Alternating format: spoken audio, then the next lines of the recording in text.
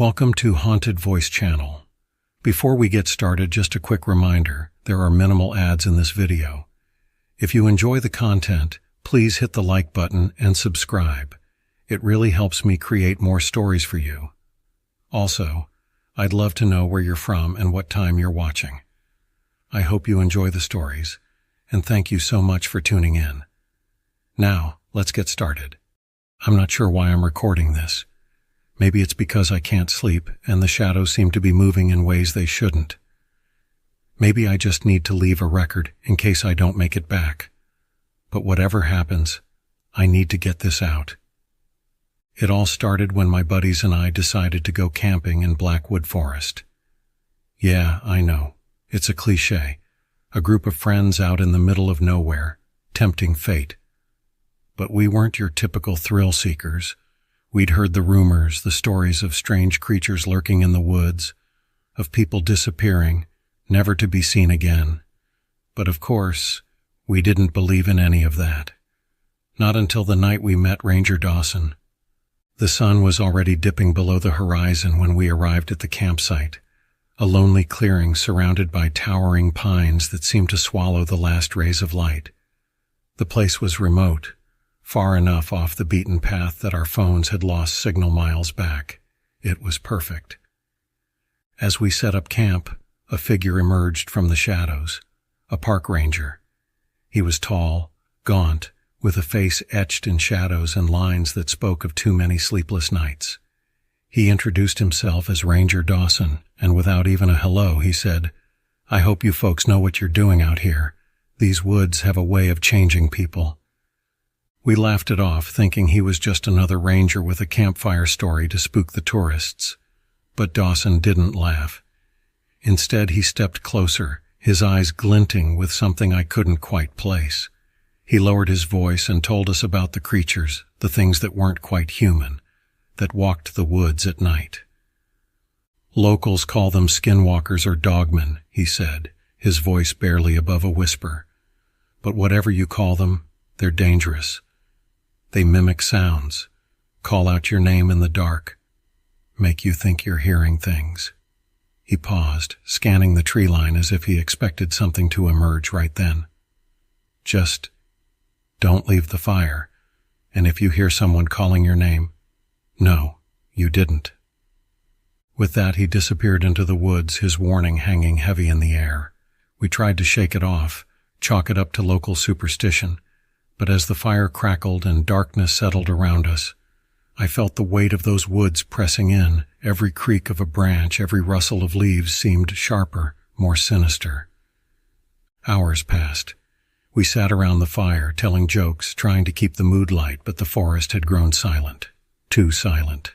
Even the crickets had gone quiet, and the air felt thick, like something was watching us. And then it started. At first it was a distant rustling, like something moving through the underbrush. We brushed it off, assuming it was just a deer or maybe a raccoon.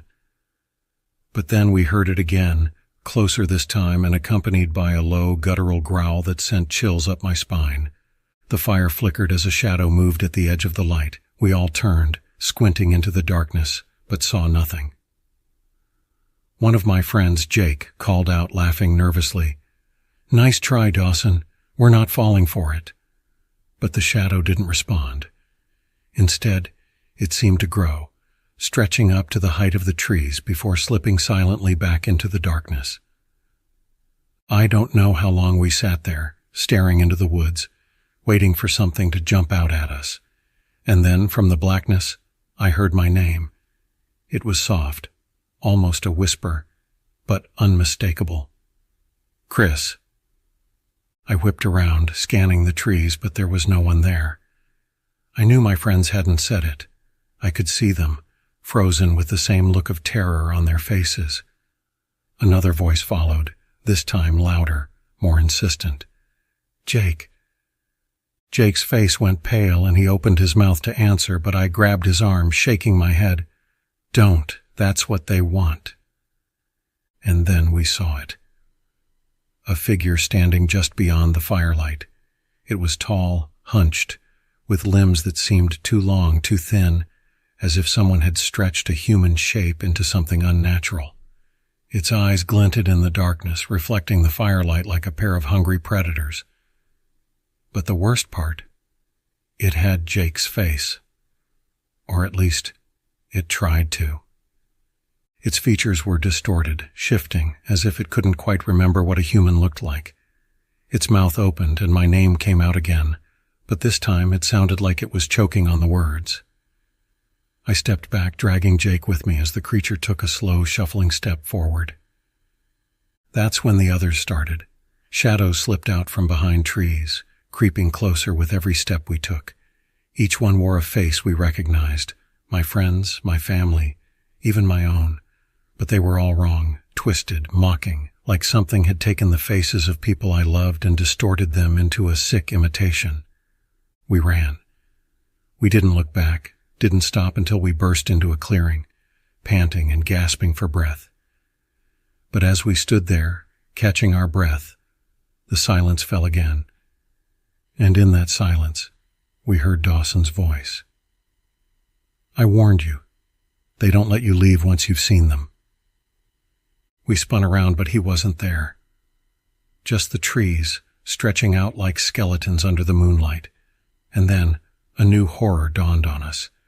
We had been running in circles. The shadows were closing in, and Dawson's warning echoed in my mind over and over. That was 3 days ago. I don't know how I'm still here. I don't know if this message will ever reach anyone. But if it does, if you're listening, remember this. Don't answer when they call your name. And never ever go into Blackwood Forest at night, because once you see them, they never let you go. I took the job as a camp guide in Shadewood Pines because I needed a break from city life. The promise of fresh air, dense woods, and days of solitude was exactly what I was looking for. Little did I know, there are places where solitude becomes a curse, and silence isn't a sign of peace, but a warning. My first few weeks went by without much incident. I'd take groups of campers through the designated trails, pointing out landmarks and teaching them basic survival skills. It was a pretty routine gig until one weekend, a small group arrived with a particular request. They wanted to explore the old trails at the far end of Shadewood, trails that had been closed off for years. They'd read online about the unsolved disappearances and wanted to experience the thrill of it all. I was reluctant, but they were persistent. They weren't the first to ask, but most people were satisfied when I told them that area was restricted. These guys, though, they didn't back down.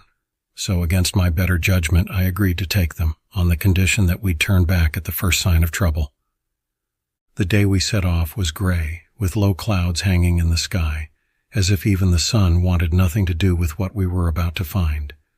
The forest seemed different, quieter, as if it too was holding its breath. After about an hour, we reached the old trails. They were overgrown, with vines and weeds creeping over the path, and the air was heavy with the smell of wet earth and decay.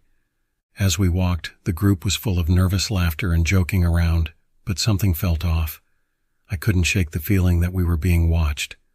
I kept catching glimpses of movement in my peripheral vision, but every time I turned to look, there was nothing but trees. We came to a small clearing, and that's when we found the cabin. It was old, far older than it should have been, with walls covered in moss and a roof that sagged under the weight of decades of neglect. There was no record of any cabin in these woods, but there it was, standing silently among the trees like it had always been there, waiting. One of the campers dared me to go inside. I hesitated, but they wouldn't let it go, so I reluctantly stepped up to the door. It creaked open with a sound that made my skin crawl, and inside the air was thick and stale, carrying a smell that was almost metallic. The walls were lined with faded, torn wallpaper, and there was a strange symbol carved into the floor, a circle with lines intersecting in odd patterns, like a spider's web. The others followed me in, their flashlights casting shadows that seemed to flicker and move on their own. One of the campers, Jake, knelt down to inspect the carving on the floor. He traced his fingers along the lines, and as he did, a low, rumbling sound echoed through the cabin. The air seemed to vibrate like a tuning fork struck somewhere deep underground. Then we heard it, a voice, soft, almost a whisper, coming from the corner of the room. It was a woman's voice, singing a melody that felt ancient, haunting.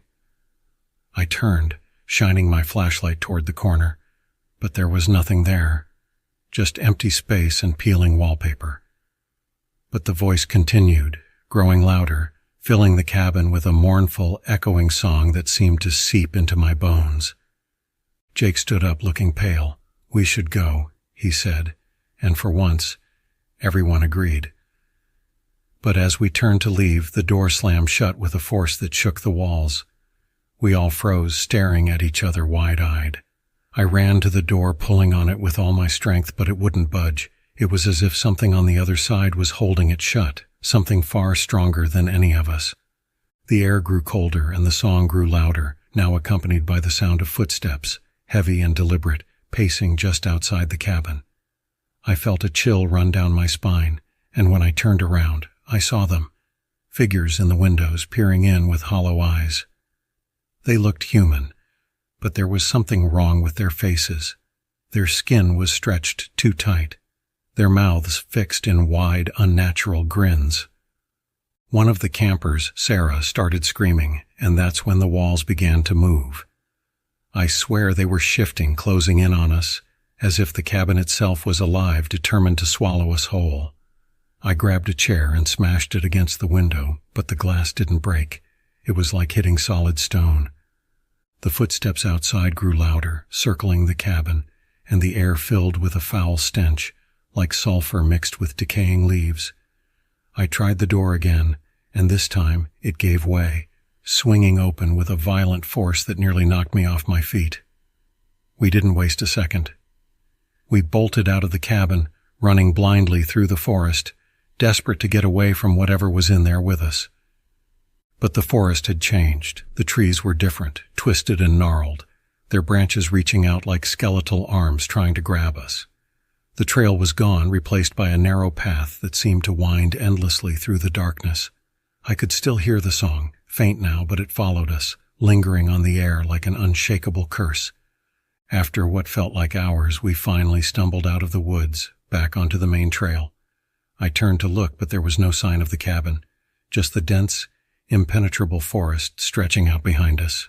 We were exhausted, covered in scratches and bruises, but we were alive. We made it back to the campsite, but the look in everyone's eyes told me we all shared the same fear. We hadn't escaped the cabin. Not really. The campers left the next day, and I never saw them again. I tried to report what happened, but no one believed me.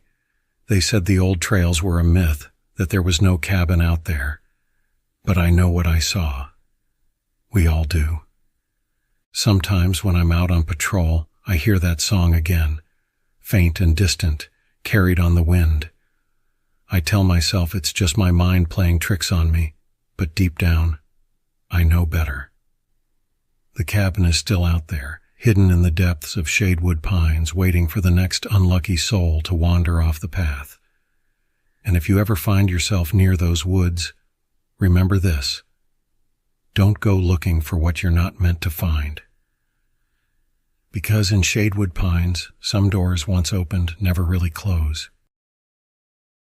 I've been a park ranger at Blackwood Forest for the better part of a decade, and I've seen my share of strange things out here. But nothing could have prepared me for what I encountered last fall. The deeper parts of Blackwood are known to be treacherous, dense with thickets and old gnarled trees that block out the sunlight even at noon. Locals avoid it, claiming that strange things happen there after dark. I always thought it was just superstition, but now I'm not so sure.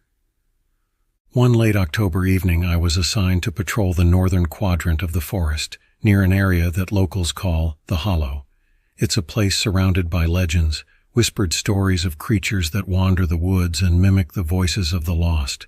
I had always dismissed these as nonsense, but something about that night felt different. The air was thick, colder than usual, and there was a strange smell hanging low in the mist, a smell like damp earth and rotting leaves. The first sign that something was wrong came as I was crossing an old wooden bridge. There was a creek below, one that never seemed to run dry, no matter the season. As I walked across, I heard something splash in the water below. I stopped, shining my flashlight down into the creek, but there was nothing there. Just the slow-moving water and the reflection of the trees. But then I heard it. A faint, mocking laughter, echoing from somewhere downstream. It was distant but unmistakable. I called out, thinking it might be some campers messing around, but the only answer I got was the soft rustling of the leaves. I shrugged it off and continued on, though a nagging feeling settled in the pit of my stomach. I walked for a while until I reached the hollow. That's when the temperature dropped sharply, and I could see my breath fogging in front of me. The forest was dead silent. Not even the wind dared to move. As I moved forward, the mist grew thicker, swirling around my legs as if trying to pull me deeper. I heard a twig snap, and my flashlight beam landed on a figure standing just off the trail. It was tall, maybe 7 feet, and wrapped in a thick coat of fur. But something was off. Its body was humanoid, but its face was elongated, like a dog or a wolf. And its eyes, they were glowing, a sickly yellow that seemed to pierce right through me. I took a step back, trying to keep my breathing steady. I'd heard stories of dogmen, creatures that supposedly roamed these woods, but I'd never believed them. Now, staring into those glowing eyes, I knew I was face to face with one. The creature didn't move, just watched me, as if waiting for me to make the first move. I felt paralyzed, unable to look away. Then, without warning, it let out a low growl and took a step forward. My instincts kicked in, and I turned, running as fast as I could back toward the trail. But the mist was disorienting, and every time I thought I was getting closer to the edge of the forest, I ended up back at that same wooden bridge. It was as if the forest itself was trying to keep me trapped, spinning me in circles. I stopped, trying to catch my breath, and that's when I heard it again. Laughter, this time much closer. I whipped around, but there was nothing there, just shadows playing tricks on my mind. But then, out of the corner of my eye, I saw something move. It was another figure, smaller this time, crouched low and watching me from behind a tree.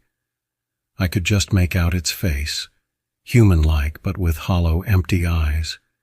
It had no mouth, yet I could hear it laughing, a sound that made my skin crawl. Suddenly more figures appeared, emerging from the trees, their hollow eyes fixed on me. There were 4, maybe 5 of them, and they moved in unison like they were connected somehow. They had the bodies of humans, but there was something distinctly wrong about them, as if they were puppets being controlled by some unseen force. They started to circle around me, closing in. Desperate, I shouted, trying to scare them off, but they just kept coming, moving with a jerky, unnatural gait. My heart was racing, and I knew I had to get out of there. I broke through their circle, running blindly through the trees, ignoring the branches that tore at my face and arms.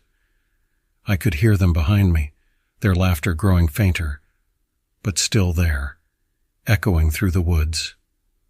Finally, I stumbled into a clearing, and to my relief, I saw the lights of the ranger station in the distance.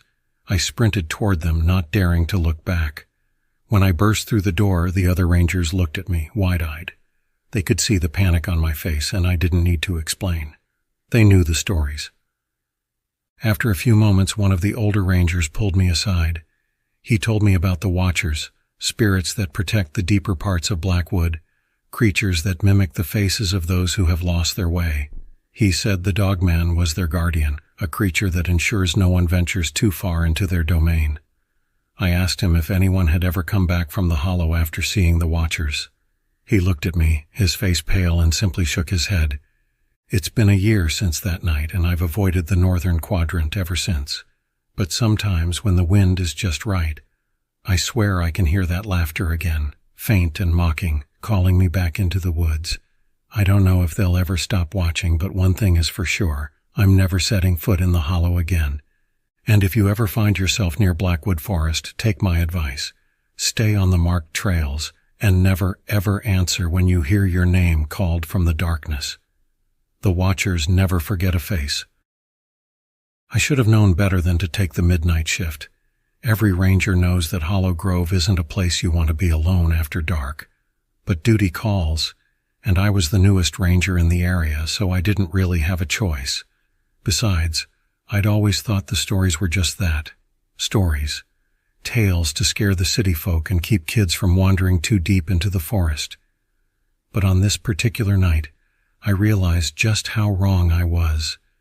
It was early October, and the nights had started to carry that deep chill that sinks into your bones. The wind was blowing harder than usual, and the trees seemed to whisper secrets to each other as they swayed. I was out checking the perimeter when I heard it, a low, guttural growl echoing from somewhere deep in the woods. I tried to shake it off, telling myself it was just a coyote, maybe even a bear. But it didn't sound right. It didn't sound like any animal I'd ever heard. With my flashlight in hand, I pushed deeper into the forest, feeling the darkness press in around me. My breath formed little puffs of mist in the frigid air, and every step I took seemed to echo louder than the last. The trees grew closer together, their twisted branches reaching out like skeletal fingers, blocking out what little moonlight there was. I felt like I was walking into the very belly of the beast. Then, out of nowhere, the forest fell silent. Not a single cricket, no rustling leaves, just the oppressive weight of the quiet. I stopped, gripping my flashlight tightly, the beam shaking as I swept it over the trees. That's when I saw them. Eyes. Bright, reflective eyes staring at me from the darkness. They were too high off the ground to be a coyote, too close together to be a deer, and they didn't blink. They just watched, unblinking, as if sizing me up. My heart hammered in my chest, and I felt a wave of nausea wash over me. I should have turned back then, but something compelled me to keep going, as if an invisible thread was pulling me forward.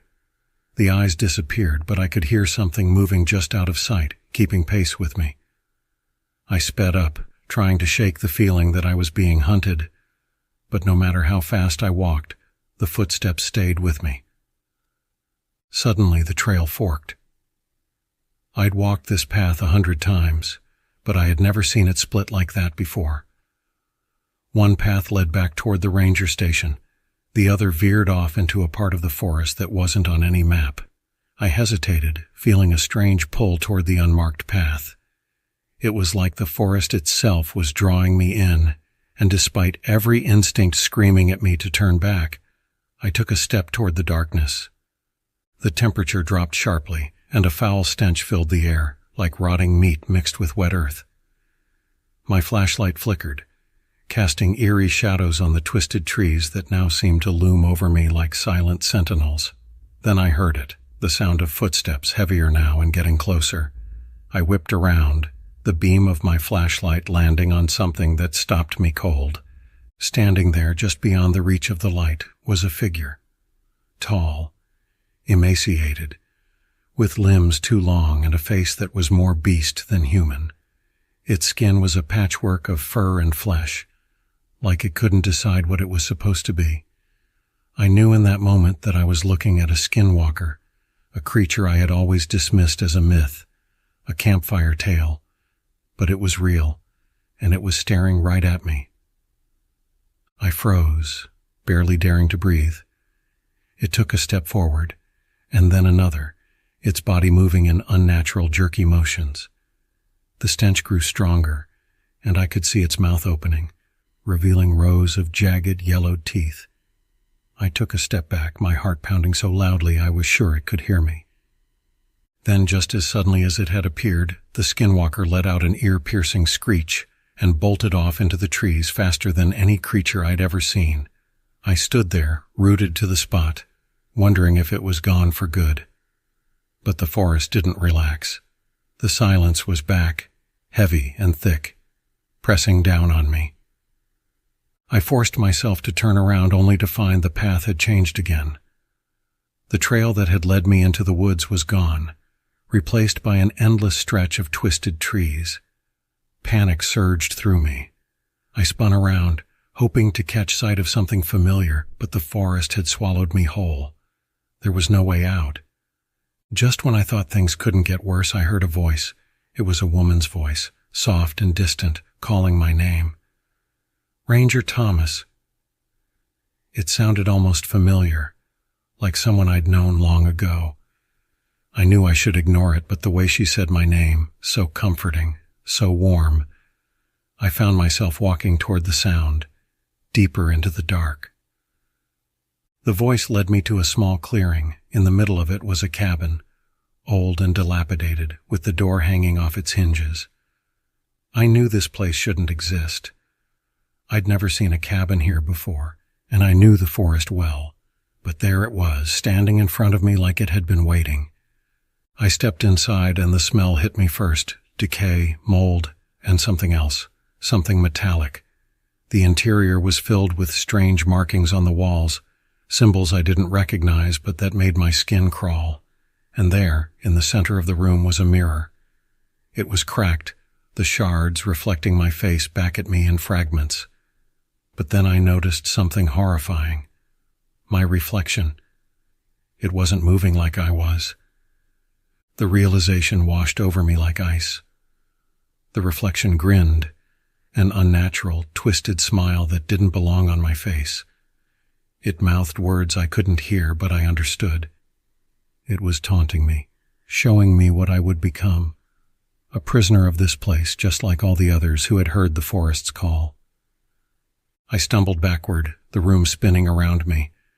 When I finally found the strength to run, I burst out of the cabin and into the forest, desperate to escape. The trees seemed to close in, their branches clawing at me, trying to hold me back. I didn't stop running until I saw the faint lights of the ranger station. But when I reached the station, something was off. The building looked wrong, like it had aged decades in the few hours I'd been gone. I stepped inside, and the air was thick with dust. I checked the clock on the wall and my stomach dropped. It had been 2 days since I'd gone out on patrol. I never did find out what happened in those woods that night. I submitted my resignation the next morning, packed up, and left town. But every now and then, I hear that voice calling me, just outside my window. And sometimes, if I look into the mirror at the wrong moment, I see that grin, and I know I'll never really escape Hollow Grove. The forest doesn't let go, and neither do they. We had all heard the rumors about Black Hollow. No one who went into that forest came back the same, or in some cases at all. But we were young and stupid, and fear seemed like just another thrill to chase. So when Sarah, Matt, and I set out for a weekend camping trip, we chose the most remote spot we could find. Black Hollow, a dense forest that stretched for miles, hidden away from the nearest town by crumbling dirt roads and stories of unexplained disappearances. We arrived late afternoon, sunlight filtering through the thick canopy above. The forest was eerily quiet, like the trees themselves were holding their breath. We set up camp near a cluster of old, twisted oaks that looked like they'd been standing there for centuries. The air was thick with the scent of moss and damp earth, and the silence was almost oppressive, broken only by the occasional rustle of leaves in the breeze. After we pitched the tent, Matt suggested we explore a bit before dark. Sarah and I agreed, and we wandered off, drawn to a strange formation of stones not far from our campsite. They were arranged in a perfect circle, half buried in the ground with strange symbols carved into their surfaces. The carvings were intricate, almost hypnotic, and looked disturbingly fresh, as if someone had just finished them.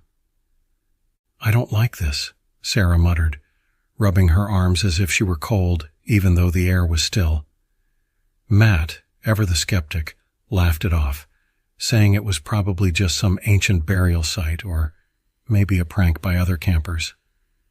But I couldn't shake the feeling that we were being watched. As the sun dipped below the horizon, we returned to the campsite and lit a fire. The flames cast long shadows that danced across the trees, making the forest seem alive and watchful. We tried to laugh and joke, but there was a tension in the air, a sense that something was lurking just beyond the edge of the firelight. That's when we first heard it, a faint humming sound, almost like chanting, drifting through the trees. It was low and rhythmic, barely audible, but it sent chills down my spine. Matt and I exchanged glances, and he shrugged, pretending not to be fazed, but Sarah looked terrified. "It sounds like singing," she whispered, her eyes wide. I strained my ears, trying to catch the words, but there was something strange about the sound. It was almost like the voices were overlapping, as if multiple people were chanting in unison, but slightly out of sync. The effect was unsettling, like a broken record playing in reverse. We sat there, paralyzed by the sound, when suddenly the chanting stopped. The silence was even worse. And then, without warning, a figure stepped into the firelight. It was tall, impossibly so, with long limbs and a face that seemed to shimmer like it was struggling to hold its shape. Its eyes were empty, black pits, and its mouth twisted into an unnatural grin. I couldn't move. My body was frozen, locked in place by some unseen force. The figure took a step closer, and I realized it wasn't alone. More figures emerged from the shadows, all of them tall and distorted, their faces blank and featureless. They moved in unison, circling us, their footsteps making no sound. Sarah whimpered, and I tried to reach out to her, but my arm wouldn't budge. It was as if I were anchored to the ground. I could feel my heart racing, my mind screaming at me to run, but my body refused to listen. I glanced at Matt, who was staring at the creatures, his face pale, his eyes wide with terror. One of the figures leaned down, its face inches from mine. I could feel its cold breath on my skin, and I saw something shifting beneath the surface of its face, like worms writhing under a thin layer of skin. It opened its mouth, and I heard the chanting again, louder this time, echoing in my mind, growing louder and louder until it was all I could hear. And then, just as suddenly as they had appeared, the figures were gone. I could move again, but the air felt heavy, like we were underwater. Sarah was crying, her hands covering her face, and Matt looked like he was about to be sick. We all knew we needed to leave, but the forest seemed to close in around us, the trees leaning in, their branches like skeletal fingers reaching out to trap us. We scrambled to pack up our gear, our hands shaking, our breaths coming in short, panicked gasps. But as we fumbled in the dark, I realized something horrifying.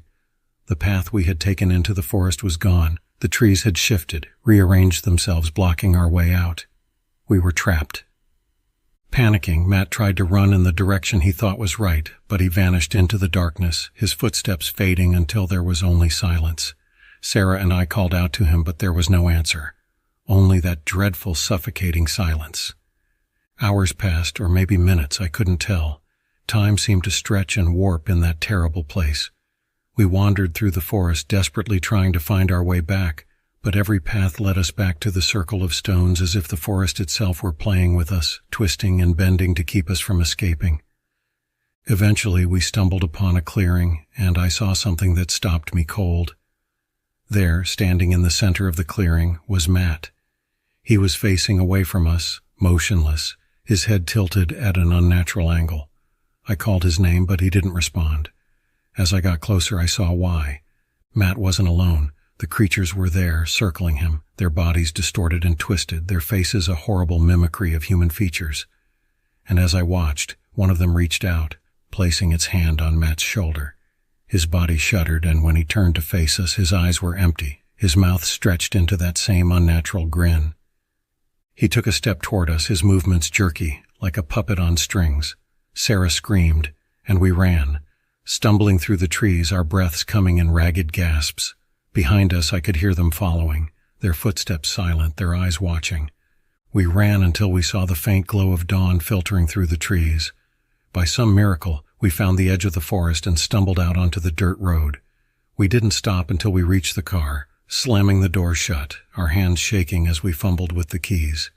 As we drove away, I looked back, and I swear I saw Matt standing at the edge of the trees, his face twisted into that horrible grin, watching us leave.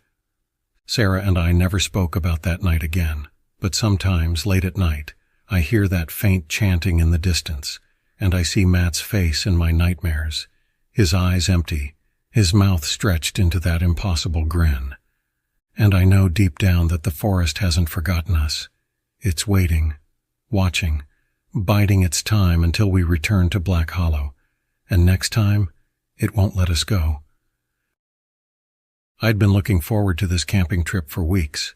Just me, the woods, and the stars, a break from the noise and the constant notifications. My buddy Tom and I packed up our gear and headed into the thick, dark heart of the forest. We knew this area was remote. In fact, that was the appeal. No other campers, no RVs, not even another soul for miles. Or so we thought. It was getting late by the time we arrived, the sun already dipping below the jagged tree line, casting long shadows across the dense undergrowth. The forest felt alive, humming with the low buzz of insects, the occasional rustle of unseen creatures. We found a spot to set up our tents near a small clearing, close enough to a bubbling creek that we'd have water, but far enough from the path that we'd be left alone. The first night was uneventful, almost peaceful. We drank, laughed, and watched the fire crackle until the embers turned to ash. I could have stayed there forever, listening to the calls of night birds and the quiet whispers of the wind in the trees, but as the hours wore on, the woods began to feel different. The noises seemed to grow louder, more deliberate, almost like footsteps crunching through the underbrush. I chalked it up to nerves and exhaustion, convinced myself it was just the usual forest sounds amplified by the stillness of the night. By the second night, things took a turn. It started with the smell.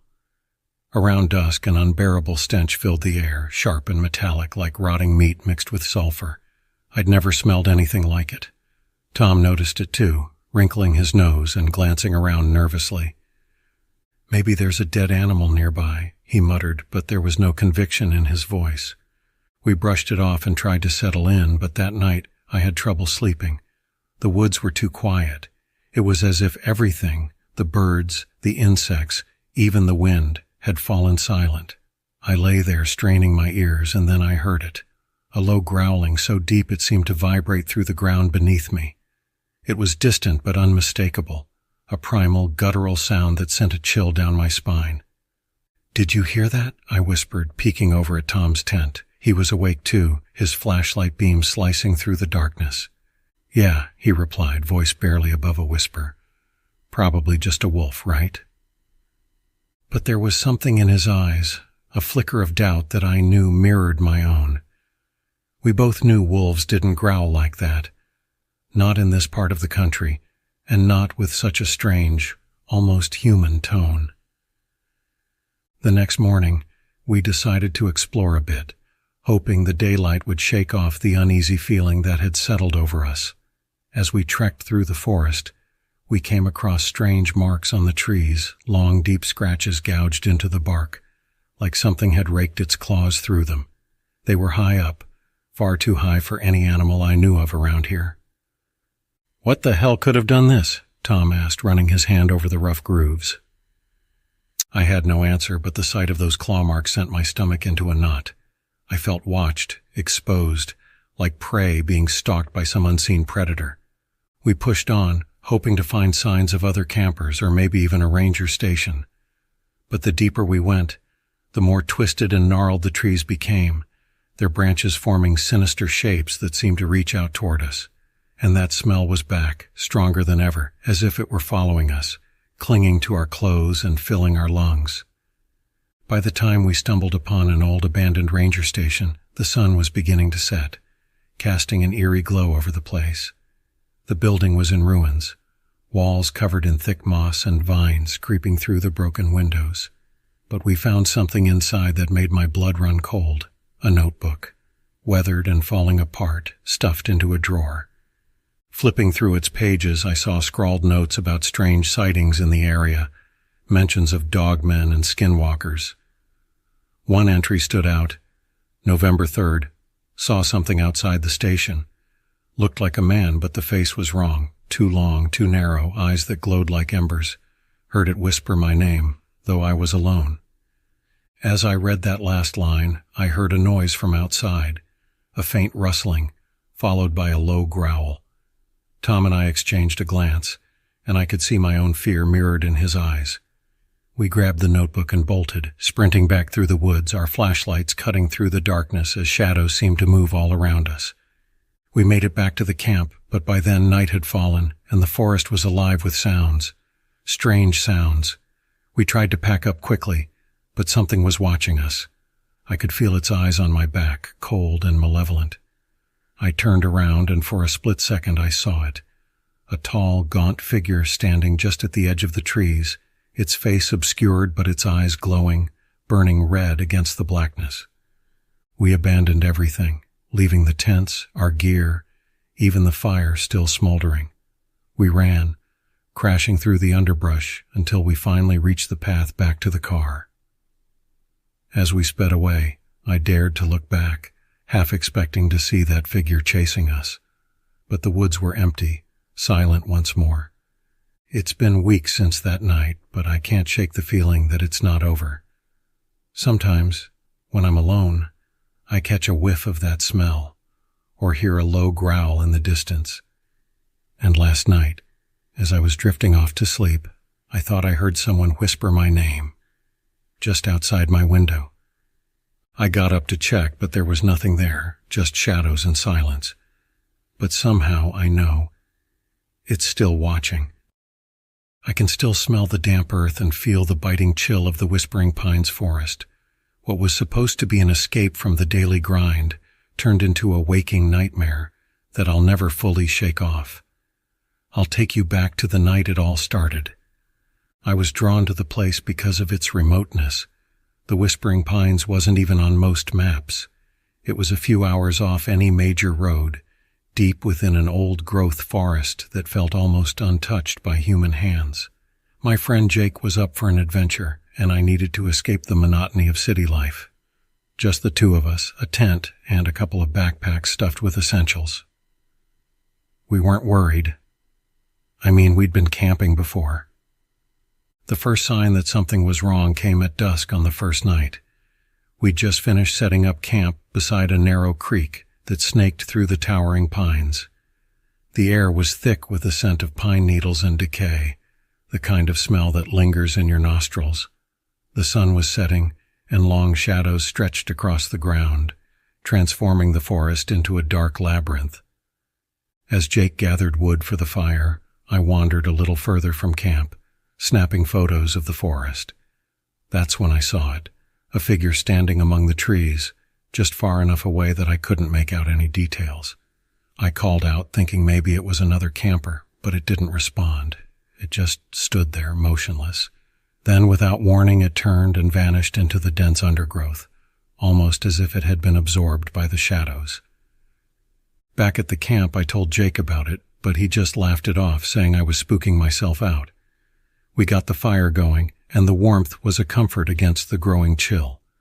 As the darkness enveloped us, the forest came alive with strange sounds, hoots, rustles, distant howls. Typical wilderness sounds, I told myself. But there was an edge to it, an unnatural harmony that made my skin crawl. We sat around the fire, telling ghost stories, laughing, trying to shake off the unease. But that's when the noises started. Not the usual forest sounds, but something else. A low, guttural growl deep in the woods. It was followed by a series of sharp, clicking noises that seemed to echo all around us. Jake froze, his face drained of color. He'd heard it too. "Probably just a bear," he whispered, but his eyes were wide with fear. We both knew it wasn't a bear. The growling stopped, but then I heard it, a voice. It sounded almost human, but distorted, like it was coming from underwater. It was whispering my name. "Jake," I said, my voice trembling. "Did you hear that?" He nodded slowly, eyes locked on the dark line of trees just beyond the firelight. He heard it too. The voice was coming closer, its whispers growing louder, morphing into a twisted imitation of my own voice. Then another voice joined in, copying Jake's voice perfectly. Our fire flickered, casting elongated shadows that seemed to pulse and writhe like living creatures. That's when we saw them. Creatures, hunched and twisted, emerging from the shadows. They looked almost human, but their limbs were too long, their eyes glowing a sickly yellow. Their faces were hollow, as if their features had been erased. They moved slowly, but with a predatory grace, stalking around the edge of the firelight. "Run," I whispered, and we both bolted, leaving the fire and our gear behind. We didn't know where we were going, just that we had to get away from those things. We crashed through the forest, branches clawing at our faces and arms, the darkness pressing in on us. I kept looking back, but every time I did, the creatures seemed closer, their long fingers reaching out, their glowing eyes fixed on us. We ran until we couldn't breathe, our lungs burning, our legs trembling. Finally, we collapsed by an old abandoned cabin. It looked as if it had been there for centuries, rotting away in the shadows. We had no other choice, so we pushed the door open and stumbled inside. The cabin was dark and stank of mold and something else, something foul and rotten. I struck a match, and in its brief light, I saw symbols scrawled all over the walls, strange markings that seemed to pulse and writhe in the shadows. Jake shivered, his eyes darting around the room. We huddled together in the corner, listening. The forest outside was silent now, oppressively so. It was as if every living creature had fled, leaving us alone in that dreadful place. And then, just as I started to think we might be safe, we heard it, the sound of footsteps approaching, slow and deliberate. The door creaked open, but nothing entered. I held my breath, heart pounding, as the footsteps grew louder, circling around us. I felt a cold breeze and looked up, and that's when I saw them. Shadows moving across the ceiling, unnatural and twisted, their shapes impossible to describe. Jake screamed, and then everything went black. I woke up alone in the middle of the forest with no sign of Jake or the cabin. My head was pounding, and I was covered in mud and scratches. I stumbled back to the campsite, but it was empty. Our gear was gone, the fire reduced to a pile of cold ashes. I called out for Jake, but there was no response. It was like he'd never been there at all. I managed to find my way back to the road and eventually flagged down a passing car. The driver, an older man with a grim look on his face, listened as I told him what happened. He didn't seem surprised. "You're lucky you made it out," he said, his voice grave. "Most people who go into Whispering Pines don't. They say there are creatures out there, things that can steal your voice, take your face. They lure you in, make you part of the forest." As he drove away, I looked back at the dense line of trees, and I swore I saw a familiar figure standing just beyond the tree line. It was Jake, or something that looked like him, waving goodbye with a smile that wasn't quite his. I still have nightmares about that place, and sometimes in the dead of night I hear Jake's voice calling to me from the darkness. But I know better now. Whatever that thing is, it's not my friend. It's something else. Something that waits in the shadows, hungry and patient, ready for its next victim. And I'll never go back. Not to Whispering Pines. Not ever. I remember that night like it was yesterday, even though I've tried so hard to forget. I was working the graveyard shift at Red Hill National Park, stationed out in the middle of nowhere. It was just me and 100 square miles of dense, suffocating forest. I'd been a park ranger for over a decade, seen every kind of wildlife you could imagine. But nothing could have prepared me for what I encountered that night. It was sometime past midnight, and the sky was a dark, cloudless void. My flashlight barely pierced the darkness, and the radio crackled with static, more unsettling than usual. I was patrolling the North Trail, an area we called the Black Hollow, where trees grew close and the ground always felt damp. No one liked going there. The air was always thick, heavy, and smelled of decay, even in the height of summer. As I trudged along the trail, I noticed something odd. The forest was silent, and not just the kind of quiet that usually blankets the woods at night. This was an unnatural silence, like even the wind had held its breath. No chirping crickets, no rustling leaves, no distant hoot of an owl. Just nothing. That's when I saw it. A figure, standing motionless about 20 feet ahead, just barely visible between the trees. At first I thought it was a person, but as I squinted through the shadows, a chill ran down my spine. It was tall, too tall for a human.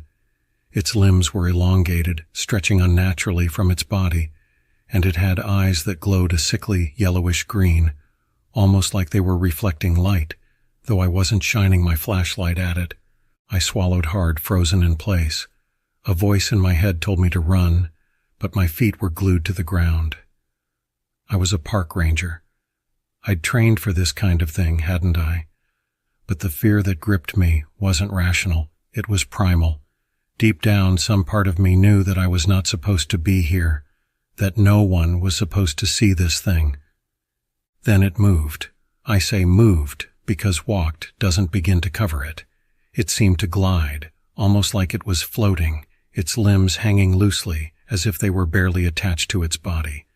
It began to circle me, staying just beyond the reach of my flashlight, flickering in and out of the shadows like a nightmare I couldn't wake from. My heart pounded in my chest as I tried to keep my light trained on it, but every time I blinked it seemed to vanish only to reappear somewhere else. Then from behind me I heard a whisper, so faint that I almost didn't catch it. But I knew it was real, because the words it spoke were my name. John.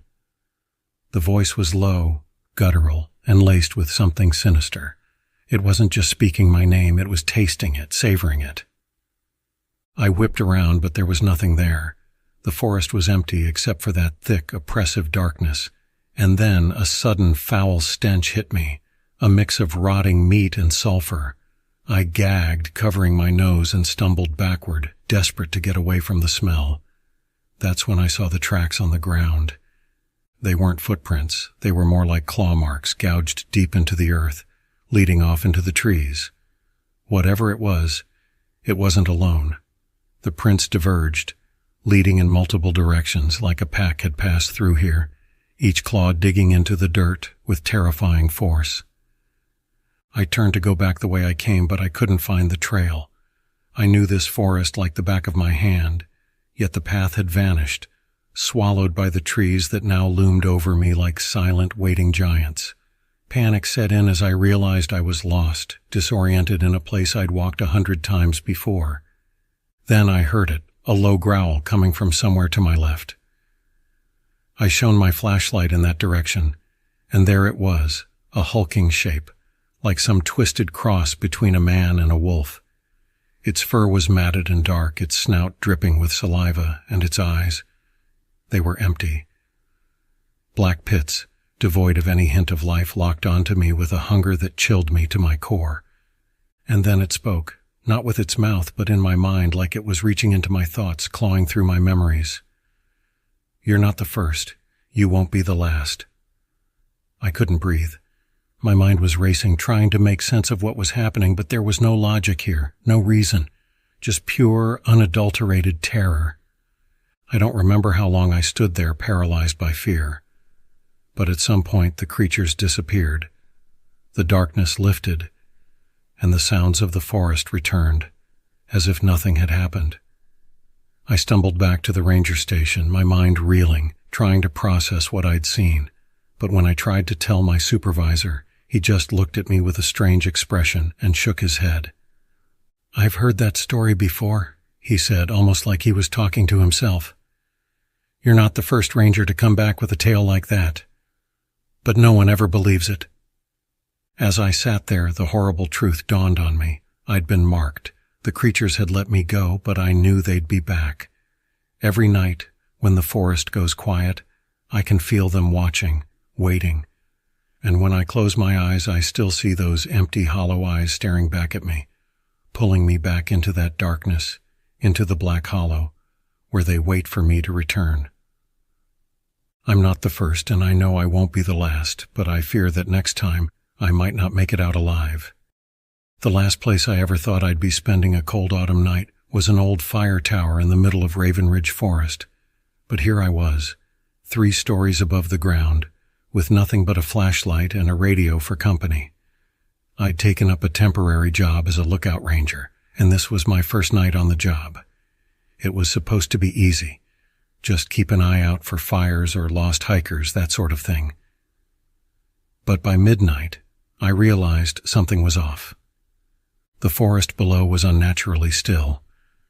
I'd heard that Raven Ridge was haunted by creatures that were better left unseen, and at first I brushed it off as campfire stories. But something about that silence was different. It wasn't peaceful, it was oppressive, like the whole forest was holding its breath. Then, somewhere in the distance, I heard it, a faint, distorted call for help. It was just loud enough to catch my attention, but too far away to be clear. I grabbed the radio and called down to the main station, letting them know I might have a lost hiker out there. The ranger on the other end of the line, Bill, just chuckled. "Good luck with that, kid," he said, his voice crackling over the static. "Raven Ridge has a habit of playing tricks on people. Best advice, don't go chasing after anything you hear." I rolled my eyes and signed off, annoyed. But as the minutes passed, the call for help got louder, more desperate. Against my better judgment, I decided to check it out. I grabbed my flashlight and started down the narrow metal staircase, every step echoing in the quiet. Once I reached the ground, I followed the sound through the underbrush, keeping my flashlight low. The trees loomed overhead, their branches twisting together to blot out the moonlight. I could barely see a few feet in front of me, but that voice kept calling, pulling me deeper into the forest. It sounded like a young woman, her voice trembling with fear, and it was getting closer. Then, just as suddenly as it had started, the voice stopped. I scanned the trees with my flashlight, but there was nothing there. No movement, no sound, just the thick, stifling darkness pressing in around me. I turned back the way I came, but the trail was gone. It was as if the forest had swallowed it up, leaving me stranded with no sense of direction. Panic started to creep in, and I called out, hoping maybe Bill or one of the other rangers would hear me. But instead of a response, I was met with a chilling, guttural growl from somewhere behind me.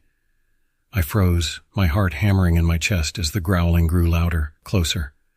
I spun around, my flashlight darting through the trees, and that's when I saw it. A figure, tall and emaciated, hunched over in the shadows.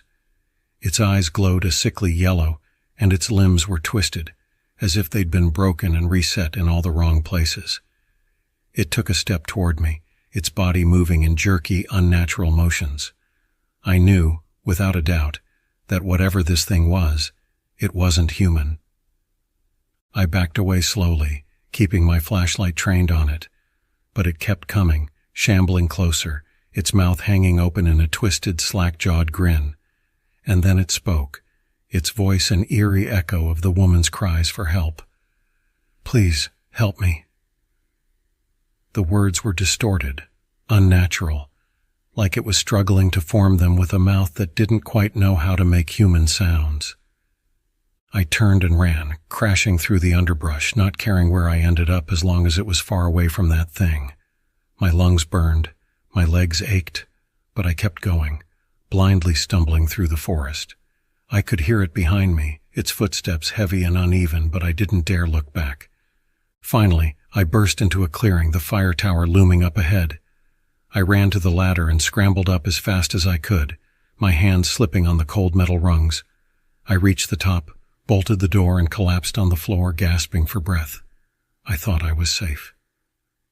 But then I heard the footsteps, slow and deliberate, circling the tower. The radio crackled to life, and Bill's voice came through, sounding more worried than I'd ever heard him. "Kid, you need to get out of there. Now. We just got a report that a hiker went missing in those woods last night. They found her body about an hour ago. She's been dead for days." A chill ran down my spine, and I turned to look out the window. The figure was standing at the base of the tower, staring up at me, its glowing eyes fixed on mine. It raised one twisted arm and waved, a slow, mocking gesture. And then, in that same distorted voice, it called up to me, mimicking Bill's words, "Get out of there. Now." I stumbled back from the window, my mind racing, trying to figure out what to do. I couldn't go down. The thing was blocking the only way out. I grabbed the radio again, my hands shaking as I tried to reach anyone who might be listening. But all I got was static, and then faintly beneath the crackling, that same distorted voice. "Please, help me." I don't remember much after that.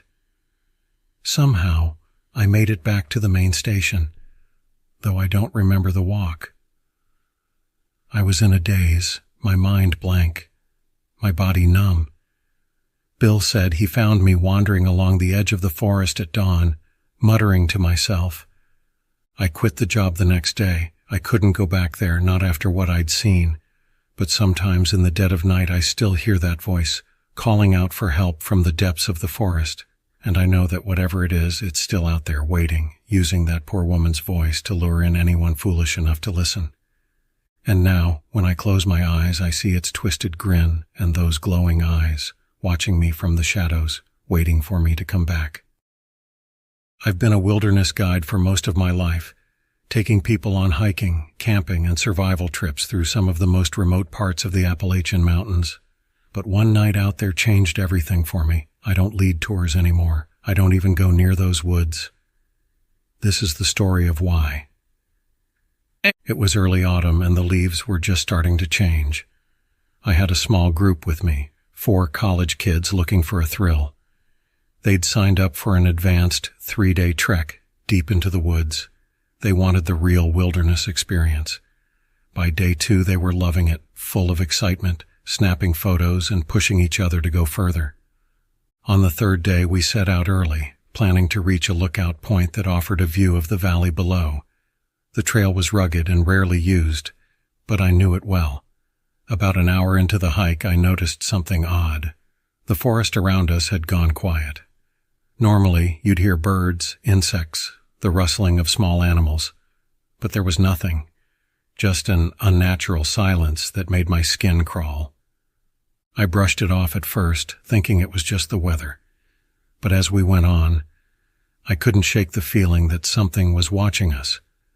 I tried to keep my unease hidden from the group, but they picked up on it. One of the guys, Jake, asked if everything was all right, and I assured him it was, though I wasn't so sure.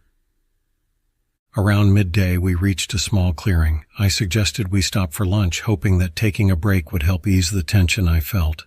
While the group ate, I scouted around the edge of the clearing, trying to pinpoint what was bothering me. That's when I found it. There at the base of a large oak tree were footprints, but they weren't human, and they weren't from any animal I recognized.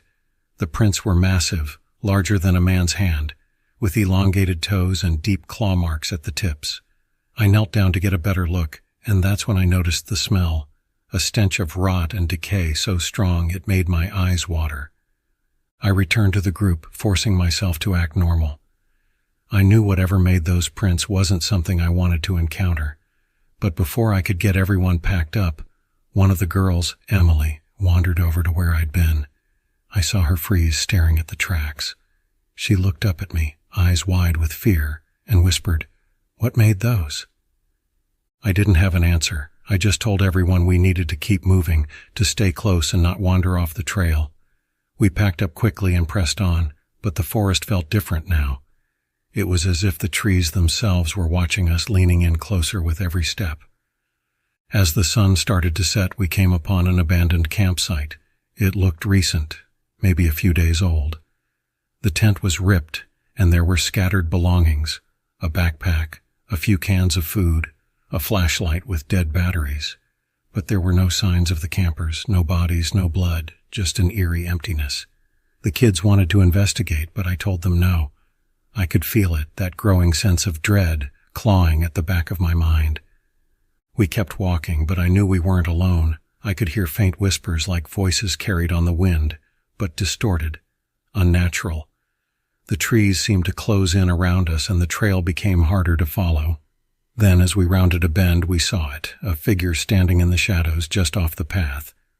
At first, I thought it was a man, but as it stepped into the dying light, I realized it was anything but. It stood about 7 feet tall, with elongated limbs and a hunched back, covered in matted fur that looked almost like it was rotting. Its face was a twisted mockery of a wolf's, but wrong, its mouth too wide, filled with jagged teeth, and eyes that glowed a sickly yellow. It let out a low growl, a sound that seemed to vibrate in my bones, and began to move toward us.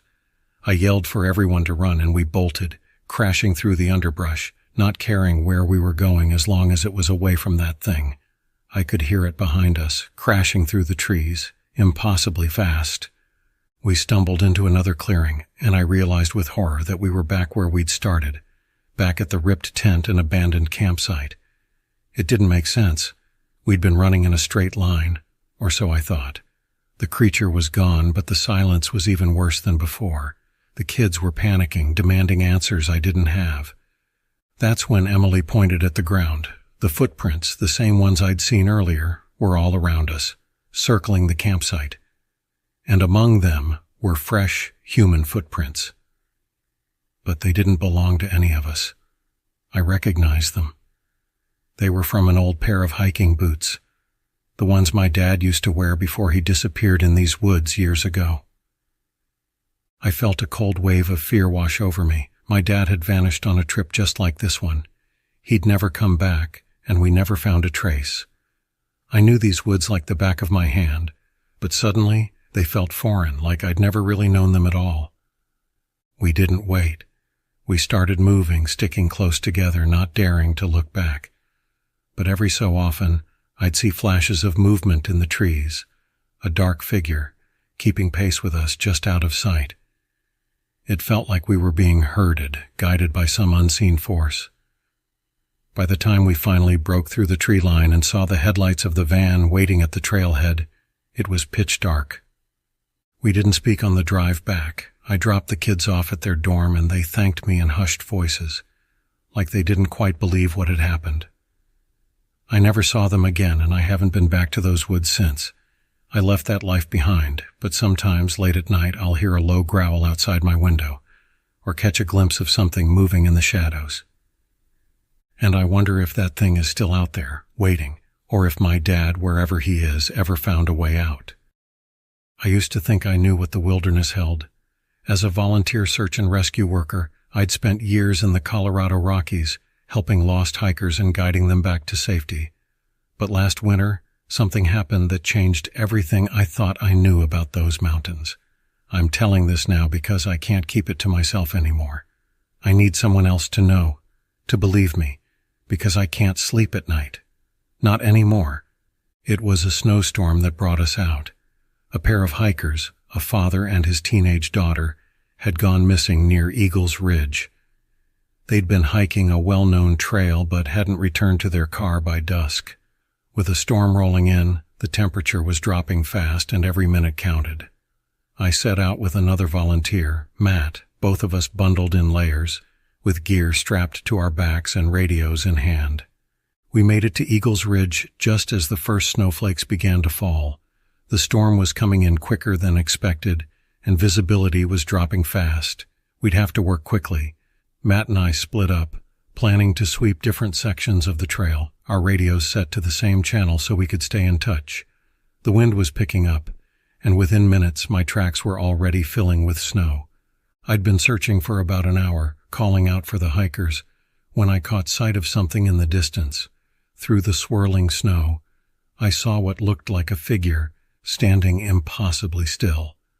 I called out thinking it might be one of the hikers, but there was no response. As I got closer, I realized it was a snowman. A snowman, out here, in the middle of nowhere. It wasn't the usual kind either. This one was tall, about my height, over 6 feet, and made from massive, uneven chunks of ice and snow. It had no face, just hollow pits where the eyes should have been. There were crude arms sticking out, made from long, jagged branches. For a moment, I just stood there, staring at it, unnerved. I couldn't imagine anyone taking the time to build a snowman out here, especially with a storm bearing down. I shook it off and continued down the trail, but something about that snowman stuck with me, a sense of wrongness that I couldn't shake. My radio crackled and Matt's voice came through, tense. "Hey, you seeing anything unusual out there?" I hesitated, not wanting to sound paranoid. "Like what?" "Snowmen. I just found one. Really strange looking. Thought I saw someone near it, but there was no one there." A chill ran down my spine, but I tried to play it cool. "Yeah, I saw one too. Creepy, but probably just some kids messing around."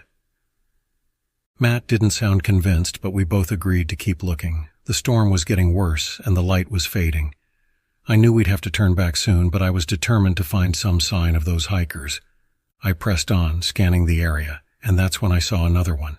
Another snowman, just like the first. It was positioned off the trail, standing in a small clearing. My heart was pounding now, and I had the uneasy feeling that I was being watched. I circled the snowman, looking for tracks, but there was nothing. The snow was untouched. It didn't make sense. I was about to radio Matt again when I heard it, a faint whisper carried on the wind. At first I thought it was the storm, but then it came again, clearer this time. My name. Paul. I whipped around, shining my flashlight into the darkness, but there was nothing there. Just shadows and snow. My radio crackled and Matt's voice came through, panicked. "Paul, where are you? I just found something. It's not right." I gave him my location, and within minutes he emerged from the trees, his face pale. "Paul, I found them. The hikers. But they're not okay." We hurried back the way he'd come, pushing through the snow until we reached a small grove. There, slumped against a tree, were the father and daughter. They were sitting, backs to the tree, arms around each other, frozen solid. Their eyes were open, staring blankly, but what struck me the most was their faces. They were twisted into expressions of sheer terror, as if they'd seen something that had scared them to death. I felt sick, but before I could speak, Matt pointed to something in the snow in front of them. More tracks, huge misshapen prints, leading away from the grove and into the trees. We followed them, our flashlights barely cutting through the darkness. And that's when we saw it. Another snowman. Only this one wasn't like the others. This snowman had a face, a twisted, leering face made of ice and stones, with sharp teeth carved into a grotesque smile. It was taller than the others, towering over us, and as I stared at it, I felt a deep, unshakable fear settle in my chest. The snow around it was stained dark, as if it had bled. "We need to go," Matt whispered, his voice shaking. I didn't argue. We turned and ran, stumbling back through the storm, our breath coming in ragged gasps. But as we ran, I realized something horrifying. We weren't alone. I could hear footsteps behind us, crunching in the snow, following us. And then I saw them, figures just beyond the edge of my flashlight's beam. They were tall, human-like shapes, but wrong, twisted, frozen. We ran until we could barely breathe, until the trees began to thin and we could see the faint glow of the ranger station ahead. We burst through the door, slamming it shut behind us. Inside, the warmth felt almost unreal, like waking from a nightmare. We looked at each other, both of us pale and shaken, but we didn't speak. We knew no one would believe us. We reported the hikers' deaths as exposure, a tragic accident. But we knew the truth. Those mountains hold something dark, something that watches, waits, and plays with those who wander too far into its domain. I never went back to that part of the woods, and I haven't spoken to Matt since that night. We both knew we were lucky to have escaped with our lives. But I still hear that voice sometimes late at night when the wind howls. My name, whispered like a curse. And I know that if I ever go back, those twisted frozen figures will be waiting for me, hidden in the snow. I thought camping alone would be a good way to clear my head. After a rough few months at work, I needed some time away, and I'd always loved the idea of being surrounded by nature, miles away from anyone else. So, I picked a spot deep in the Blackwood Forest where I knew I wouldn't be disturbed. It was remote, but not completely uncharted. A couple of old trails ran through it, and there were a few clearings I'd marked on my map. The first day went smoothly. I set up my tent, gathered some firewood, and made myself a small dinner over the fire. As the sun dipped below the horizon, the forest around me grew dark, but I was comforted by the warm glow of the fire. I sat there for a while, just listening to the crackling of the flames and the sounds of the forest. Crickets chirping, leaves rustling, the distant hoot of an owl. It was peaceful, almost enough to make me forget about everything I'd left behind. But that peace didn't last. It was around midnight when I first heard it. A faint sound, like a whistle, drifting through the trees. I thought it might be the wind at first, but it was too deliberate, too melodic, almost like a tune. I stood up, peering into the darkness, but I couldn't see anything beyond the ring of light cast by my fire. I shook it off, telling myself it was probably just the wind. I went back to my tent, zipped it up tight, and lay there listening. The forest had gone quiet, unnaturally quiet. No more crickets, no more owls, just a heavy, oppressive silence that seemed to press in around me. I strained my ears, trying to catch any hint of a sound, and that's when I heard it again. Closer this time, a low, mournful whistle that sent a shiver down my spine. I sat up, heart pounding, and reached for my flashlight. As I unzipped the tent, the sound stopped. I shone the light into the trees, the beam cutting through the darkness, illuminating nothing but twisted branches and shadows. But then, at the edge of my light, I saw movement, a figure, just barely visible, standing between the trees. It was tall, impossibly tall, with limbs that seemed too long, too thin. It didn't move, just stood there watching me. I felt a wave of fear, cold and paralyzing, but I forced myself to step out of the tent. "Hello?" I called, my voice barely more than a whisper. There was no response, just that awful silence, and then the figure disappeared, slipping back into the darkness like a shadow. I stood there for a moment listening, but there was nothing. No whistle, no footsteps. It was as if it had never been there at all. I told myself I was imagining things, that I was tired, that the shadows were playing tricks on me, but I couldn't shake the feeling that I was being watched. I went back into the tent, leaving the flashlight on this time, and lay there staring at the ceiling, every nerve on edge. I don't know when I fell asleep, but I woke up sometime later to a strange sound, a low scratching noise, like something was dragging its claws along the side of the tent. I froze, my mind racing, as the sound moved around me, circling the tent. I held my breath, too terrified to move. And then, just as suddenly as it had started, the scratching stopped. I waited, listening, but there was only silence. I thought about unzipping the tent, about shining my flashlight out into the darkness, but something inside me screamed not to. Instead, I huddled in my sleeping bag, eyes wide, heart racing, and waited for the dawn. When the first light crept through the fabric of the tent, I finally mustered the courage to go outside. I stepped out, half expecting to see claw marks in the dirt, but there was nothing. The campsite looked untouched, as if nothing had happened. I started to think I'd imagined it all, that maybe the solitude was getting to me. But then I noticed something strange. There were footprints around the tent, large, human-like, but with long, clawed toes. They circled the tent once, then led off into the trees. I followed them a short distance, heart pounding, but they disappeared after a few yards, as if whatever had made them had simply vanished. I went back to the campsite, packed up my things, and left. I didn't want to stay there another night, not with whatever had been lurking out there. But as I walked, I couldn't shake the feeling that I was being followed. Every so often I'd hear a faint whistle drifting through the trees, always just out of sight.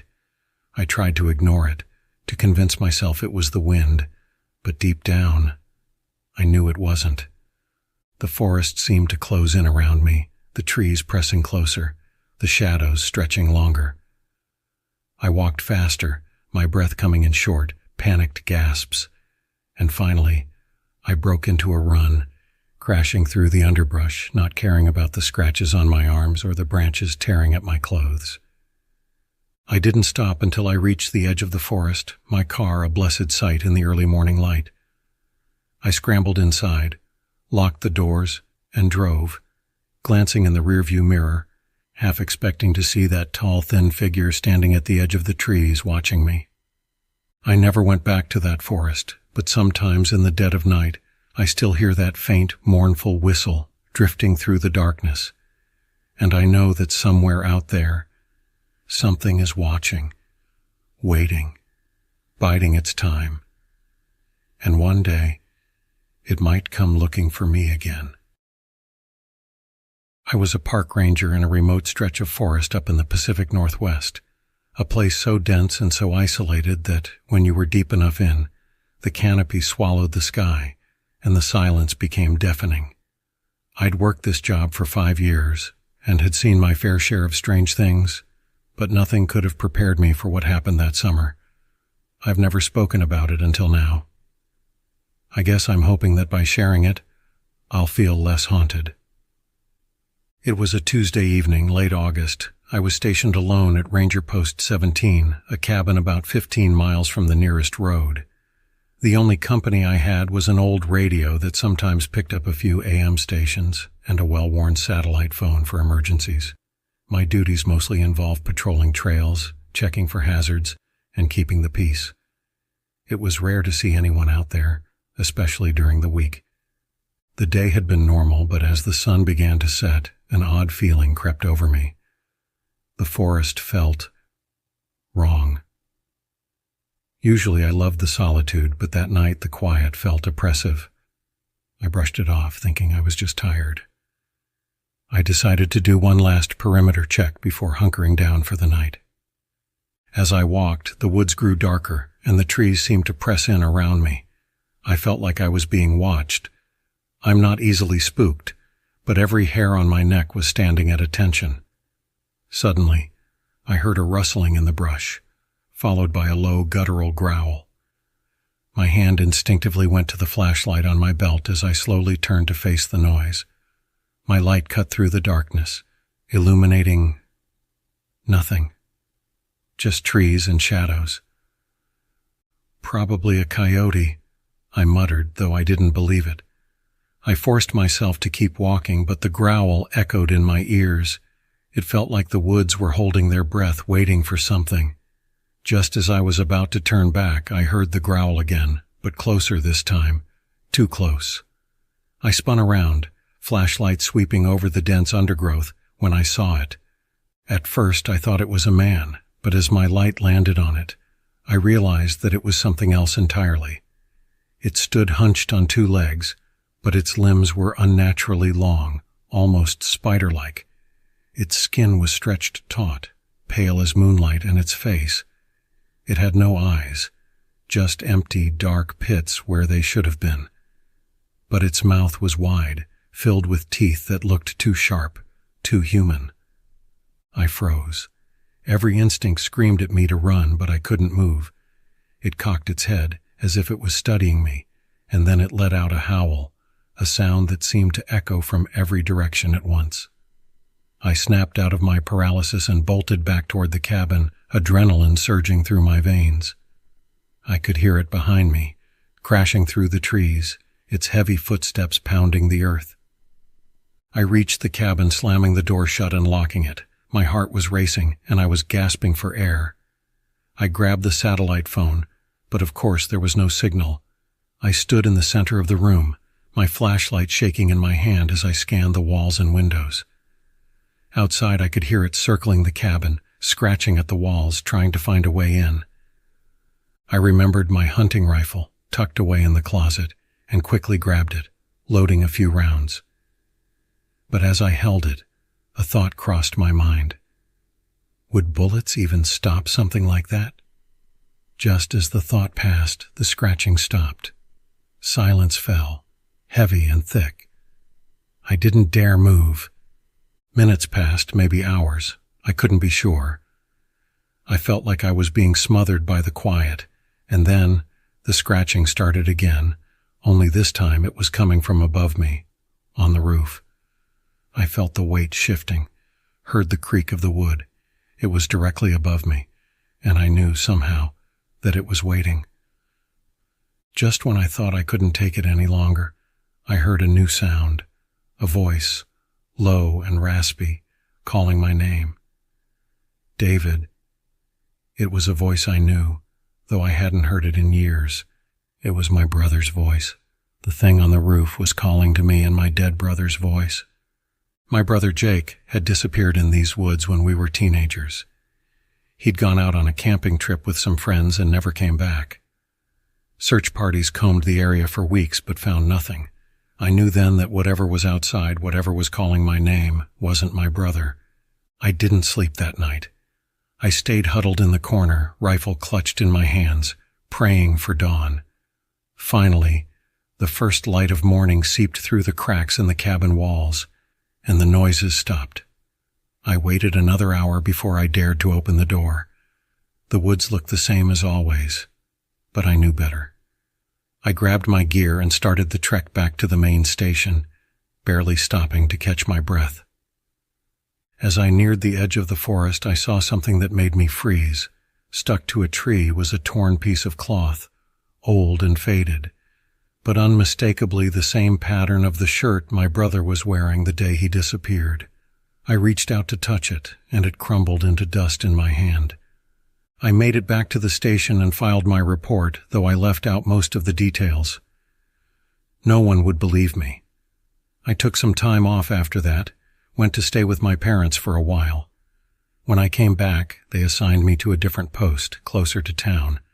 I never went back to post 17. Sometimes, though, late at night, I hear that voice again, calling my name. I'm not sure if I'll ever feel safe again, because now I know that thing is still out there, waiting, and it has my brother's face. It was supposed to be a simple solo camping trip. I needed some time away from the city, away from people, away from all the noise. I picked a remote spot in the ironwood forest, a place I'd read about in an old travel magazine. They called it a hidden gem, the kind of place where you could really connect with nature. But what the magazine didn't mention was that the locals avoided it. They said the forest had a strange history, whispered rumors of odd disappearances and creatures that stalked the shadows. I didn't buy into it. I thought they were just stories to scare off city folks like me. I arrived late in the afternoon, and by the time I'd set up my tent, the sun was dipping below the tree line. Shadows stretched across the forest floor, the underbrush thick and tangled, like a net waiting to ensnare me. The silence was eerie. No birds, no crickets, just the soft rustle of leaves in the breeze.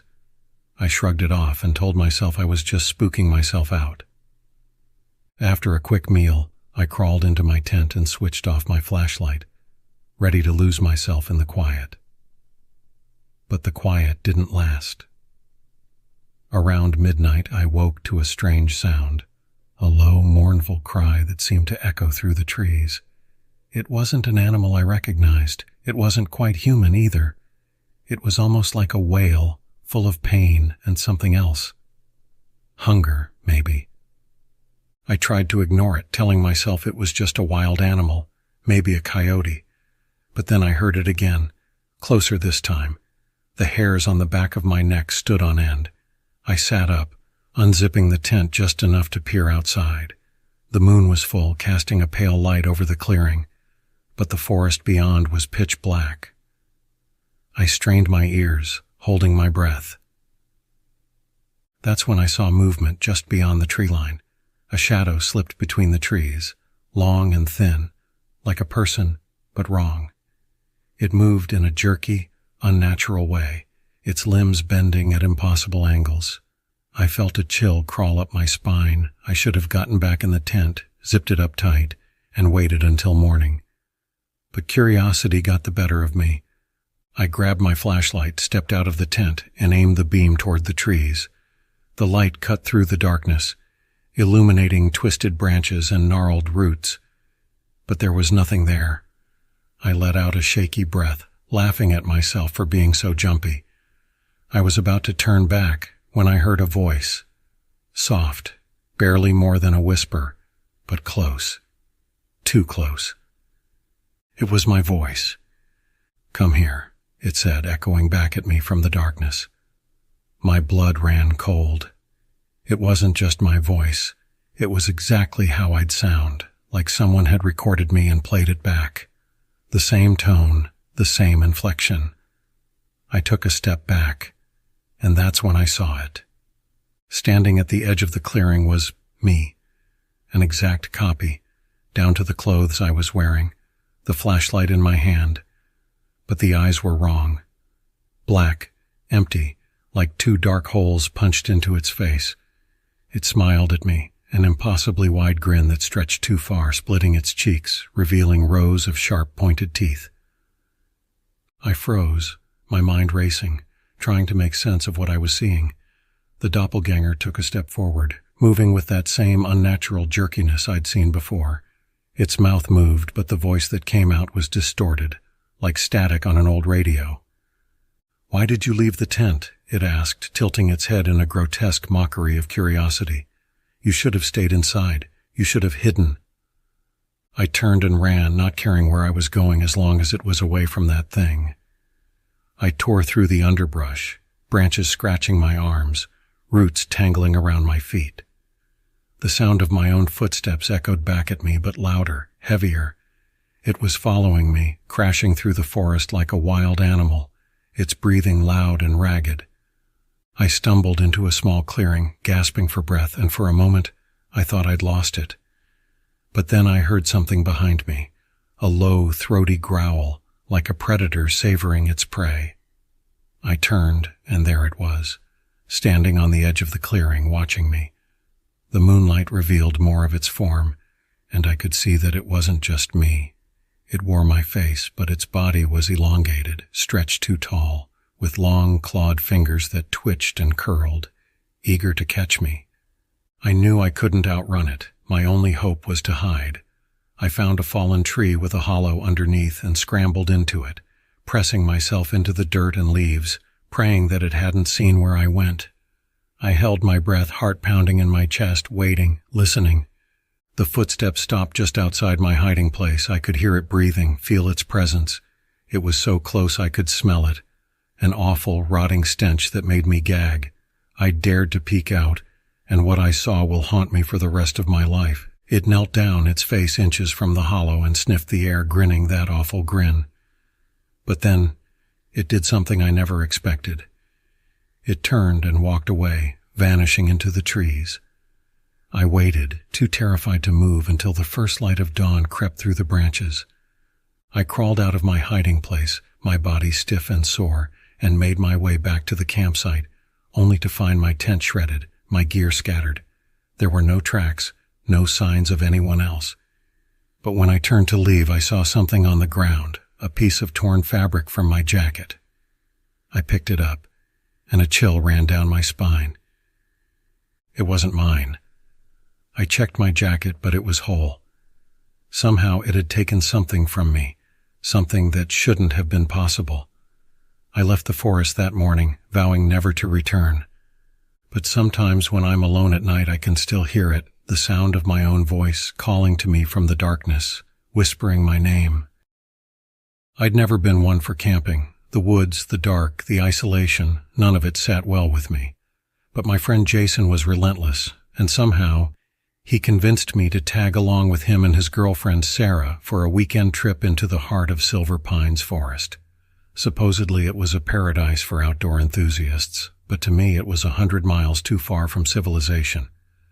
Still, Jason's enthusiasm was infectious, and by Friday afternoon I found myself packed into his old Jeep, bouncing along dirt roads and watching the last cell phone bars flicker away.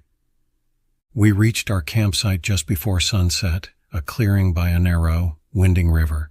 The air was cold, heavy with the smell of pine and earth, and the only sounds were the faint rush of water and the occasional caw of distant crows. I felt exposed, like the trees themselves were watching us, but Jason and Sarah seemed completely at ease. They set up the tent and started a fire, and I tried to shake the creeping unease that had settled over me. As darkness fell, the forest seemed to press in closer, the shadows stretching longer, the silence deeper. We sat around the fire, sharing ghost stories and laughing at our own nerves. But my laughter was forced, and every snap of a twig or rustle of leaves made me jump. I couldn't shake the feeling that we weren't alone. Around midnight, Jason suggested we explore a little. "Just a quick walk down to the river," he said. "It'll be fun." I wanted to protest, but I didn't want to seem like a coward, so I grabbed my flashlight and followed them down a narrow trail, the beam barely cutting through the thick darkness. As we walked, the forest around us grew unnaturally quiet. The usual sounds of nocturnal life had faded, leaving a hollow silence that made the hairs on my neck stand on end. And then we heard it. A soft, distant whisper like someone calling our names.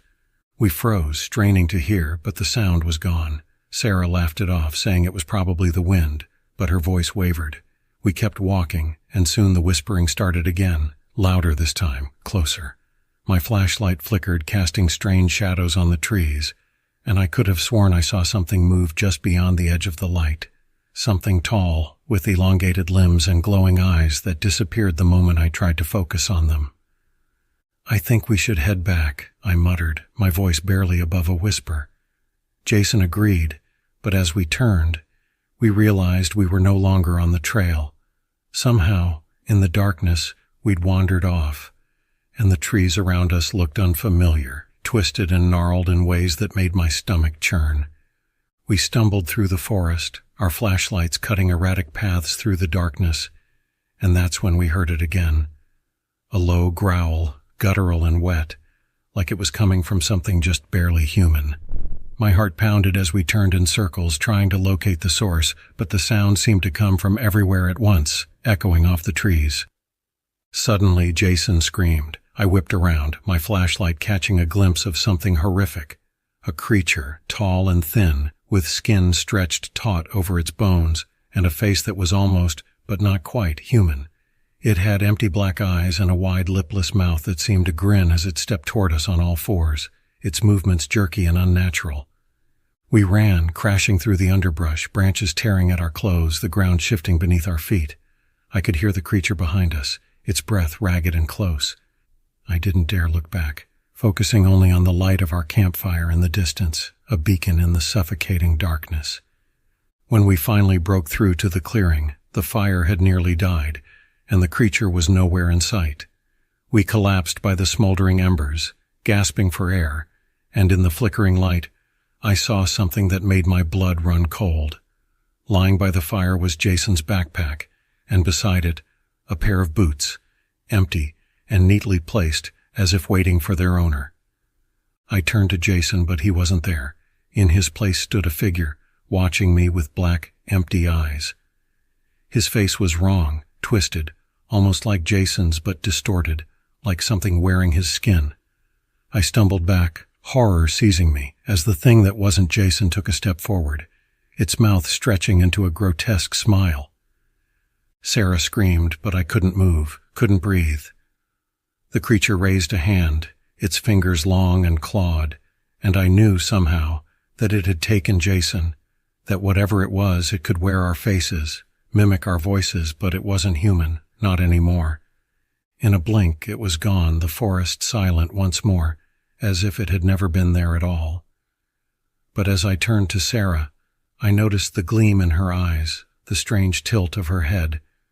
She smiled, and it was the same too-wide grin I'd seen on the creature, the same empty, inhuman eyes.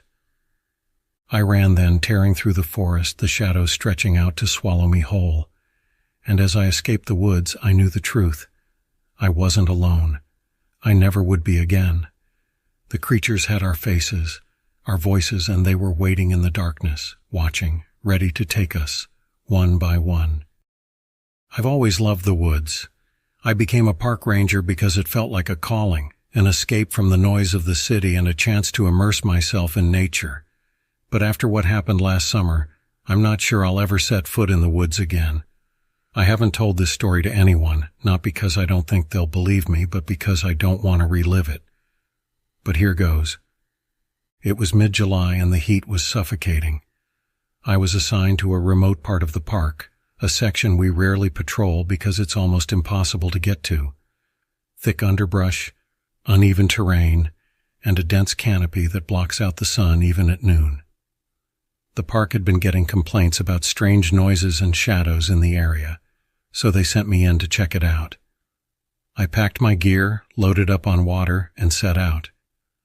The first few hours were uneventful. I'd been down that trail plenty of times before and knew it like the back of my hand. The birds were quiet that day, though, and even the wind felt still, as if the whole forest was holding its breath. As I moved deeper into the woods, I started noticing odd things. Tree trunks clawed deep like something with massive paws had taken a swipe at them, and tracks on the ground that didn't look like anything I'd seen before. They were too big to be from a wolf, and they had this weird shape, almost like a handprint with elongated fingers. My skin prickled, but I brushed it off. The woods are full of strange things, I told myself. I kept going. It wasn't until I reached the small clearing around dusk that I started feeling watched. The trees closed in tight around the clearing, their branches reaching like skeletal fingers against the darkening sky. I was about to radio in and let them know I hadn't found anything unusual when I heard it, a low growl, deep and guttural, coming from the trees. I swung my flashlight around, shining it into the forest, but there was nothing. I told myself it was probably just a bear, but my gut was screaming otherwise. I held my breath, listening, and then I heard it again, this time closer, accompanied by the sound of snapping twigs and heavy footsteps. Whatever was out there was big, bigger than any bear I'd ever seen. I decided to get out of there. I turned to leave, but as I stepped forward, the footsteps mirrored mine, crunching through the underbrush in perfect unison. I stopped, and the sound stopped. My heart was racing now, and my pulse pounded in my ears. I took another step, and again the footsteps echoed mine. I tried to shake it off, tried to tell myself it was just an echo, but I knew better. I was being followed. "Who's there?" I called, but my voice sounded weak, swallowed by the trees. There was no answer, just that oppressive silence. I picked up my pace, trying to stay calm, but the footsteps kept right behind me, never missing a beat. I broke into a run, and that's when I heard it. A voice, low and raspy, like someone trying to speak through a throat full of gravel. "Why are you running, Ranger?" I froze. The voice came from the shadows, from everywhere and nowhere all at once. It didn't sound human. I spun around, flashlight trembling in my grip, and then I saw it. Two glowing eyes staring at me from the darkness, too high up to belong to any animal. They were almost level with the tree branches, and they shone with an unnatural light, like fireflies in the dead of night. The creature stepped forward, and I wished it hadn't. It was massive, towering over me, with a hunched back and limbs that seemed too long for its body. Its skin was pale, almost translucent, and stretched tight over its bones. And that face.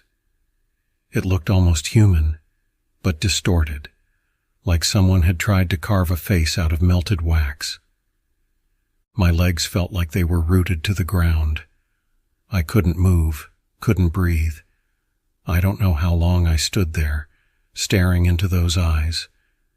But eventually, the creature turned and slinked back into the shadows. It didn't make a sound, and within seconds it was gone. But the sense of dread remained, heavy and suffocating. I finally managed to move, and I ran. I ran like I'd never run before, branches clawing at my face and arms, tripping over roots and rocks. I didn't stop until I was back at my truck, my lungs burning and my heart pounding so loud I thought it would burst. I reported the incident, but no one believed me. They laughed it off, said I'd probably seen a bear or maybe just had too much coffee. But I knew what I saw, and I knew it wasn't any animal known to man. A week later, a group of campers went missing in that exact spot. They never found any bodies, just bits of torn clothing and those same claw marks I'd seen before. They closed off the area after that, said it was due to unstable terrain or some nonsense like that. But I knew the truth. They were trying to keep people out, trying to keep whatever was lurking in those woods a secret. I still have nightmares about that night, about those eyes watching me from the shadows. Sometimes I think I hear that voice, calling my name, whispering from the darkness. I don't go into the woods anymore, but sometimes I wonder, is it still out there waiting for the next poor soul to wander into its territory? Or worse yet, what if it followed me back? I grew up hearing stories about Shadow Creek, a secluded stretch of wilderness deep in the Smoky Mountains, where even the bravest hunters rarely tread. My uncle, who worked as a park ranger there, used to tell me about strange happenings in those woods, sounds that didn't belong to any animal he knew, shadows that moved without any source of light. I always thought he was just trying to scare me, until the summer I joined him on patrol. It was late August, just as the summer haze was starting to lift, and we were heading out for an overnight shift. The park had reported a series of missing campers in the area, and though no one had found any bodies, rumors were spreading. Some said it was bears, others thought it was just people getting lost. But my uncle seemed nervous, and that alone was enough to make me uneasy.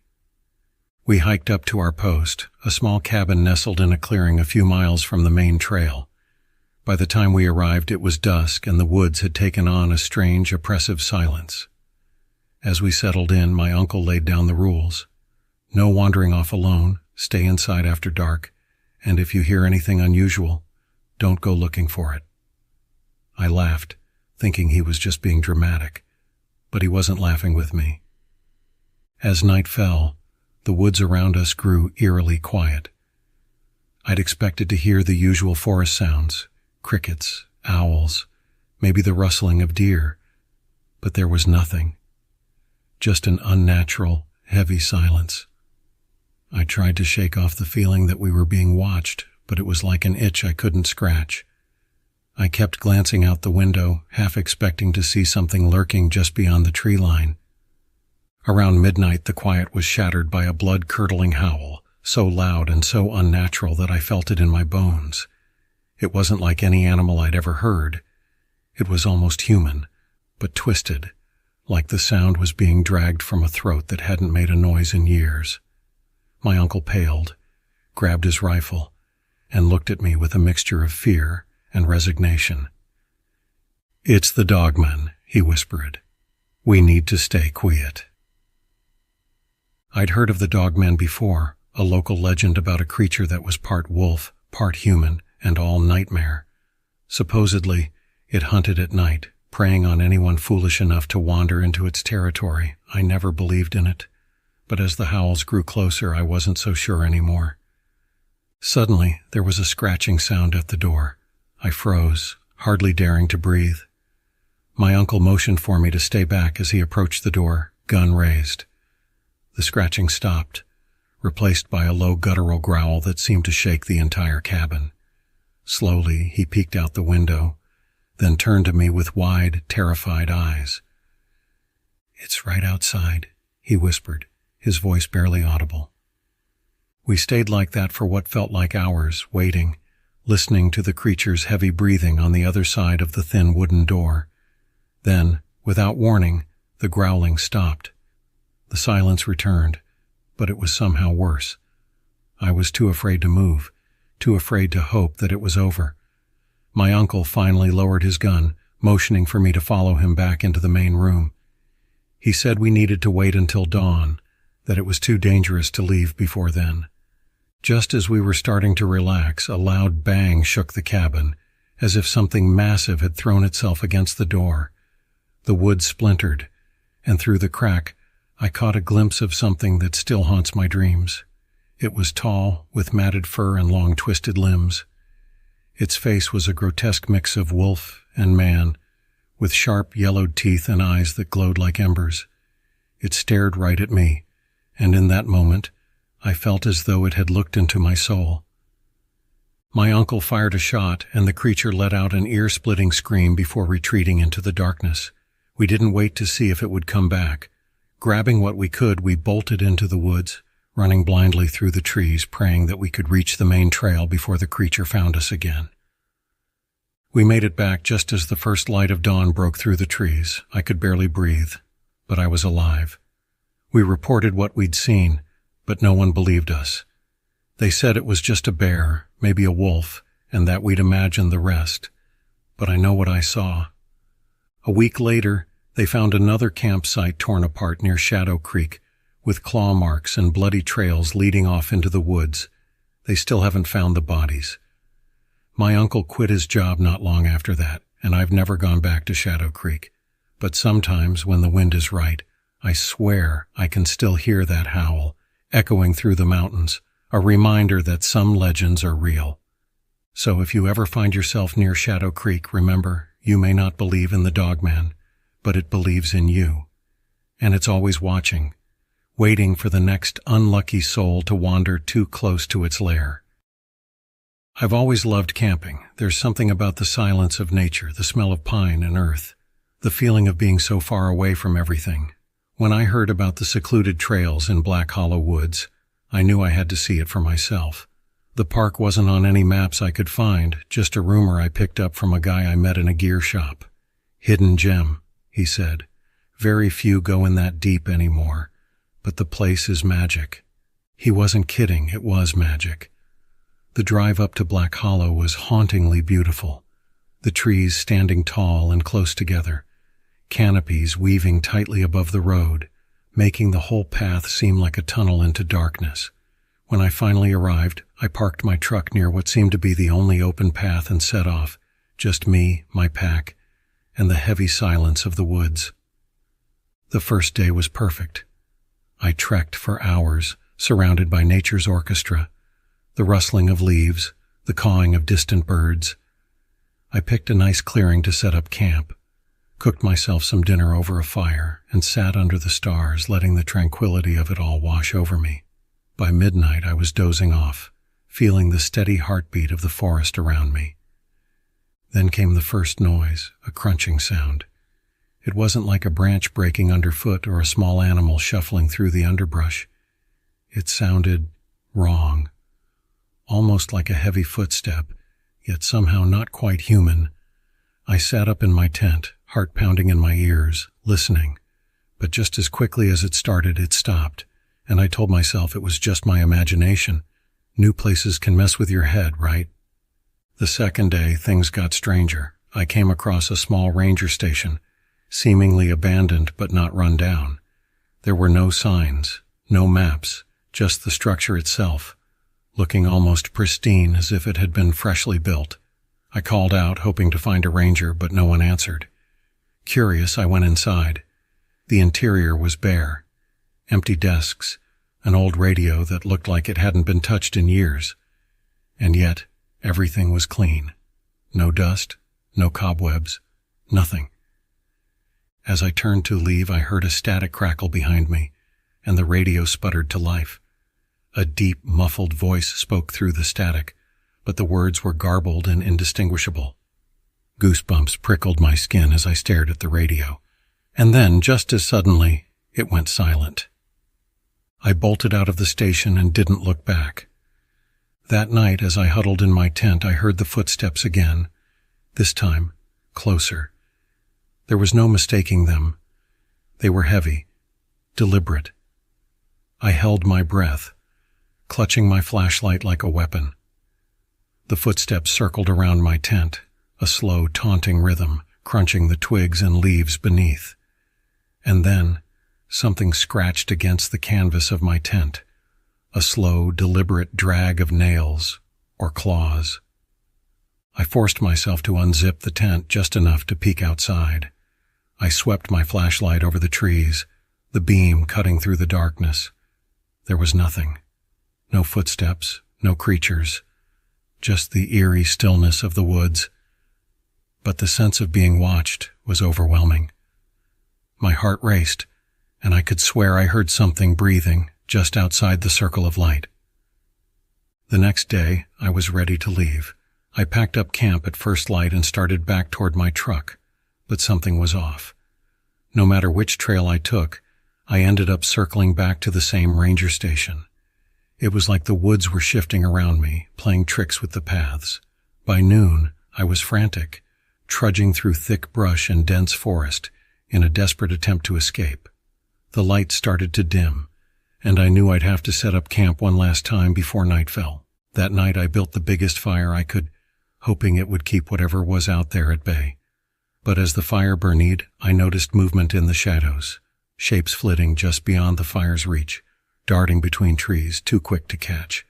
They were whispering low and guttural voices speaking a language I couldn't understand. I yelled out, demanding to know who was there, but the whispers only grew louder, more urgent. And then I saw it, a figure standing at the edge of the light. It looked human at first, but its limbs were too long, too thin. Its skin was pale, stretched tight over a skeletal frame, and its eyes were glowing, reflecting the light of the fire like an animal's. It grinned, and its mouth was full of sharp, jagged teeth. I scrambled back, my heart pounding so hard I thought it might explode. As I fumbled to grab my knife, the creature took a step forward, and then another. It was mocking me, savoring my fear. And then, in a voice that sounded horribly, agonizingly familiar, it whispered my name. Alex. I froze. It wasn't just my name. It was my own voice. Perfectly mimicked, down to the tone and cadence. The creature cocked its head as if amused and took another step closer. I could see its skin shifting, almost rippling as if something inside it was moving. Panicked, I threw the knife at it, but it just laughed, a horrible gurgling sound that echoed through the trees. And then, without warning, it lunged at me. I felt a sharp pain in my side as its claws raked against my flesh, and everything went black. When I woke up, I was lying in the ranger station, covered in dried blood. I sat up, wincing from the pain in my side, and looked around. The station looked different, older, decayed. The desks were rotted, the walls covered in mold and graffiti. The radio was smashed, its wires hanging loose. It was like I'd been transported to a different place altogether. Staggering to my feet, I limped out of the station and into the forest, desperate to find my way out. And that's when I saw the sign. It was an old wooden plaque nailed to a tree, half hidden by vines. The words were faded, but I could still make them out. Black Hollow Woods. Closed since 1972. Danger. Do not enter. And underneath, scrawled in messy handwriting, almost like a warning, they mimic, they deceive.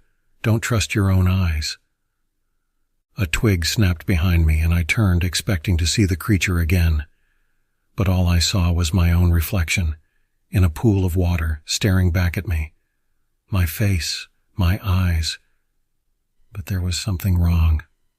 My reflection grinned, a slow, wide grin full of sharp, jagged teeth. And in my own voice, it whispered, "Welcome back." There's something strange about the woods of Willow's End.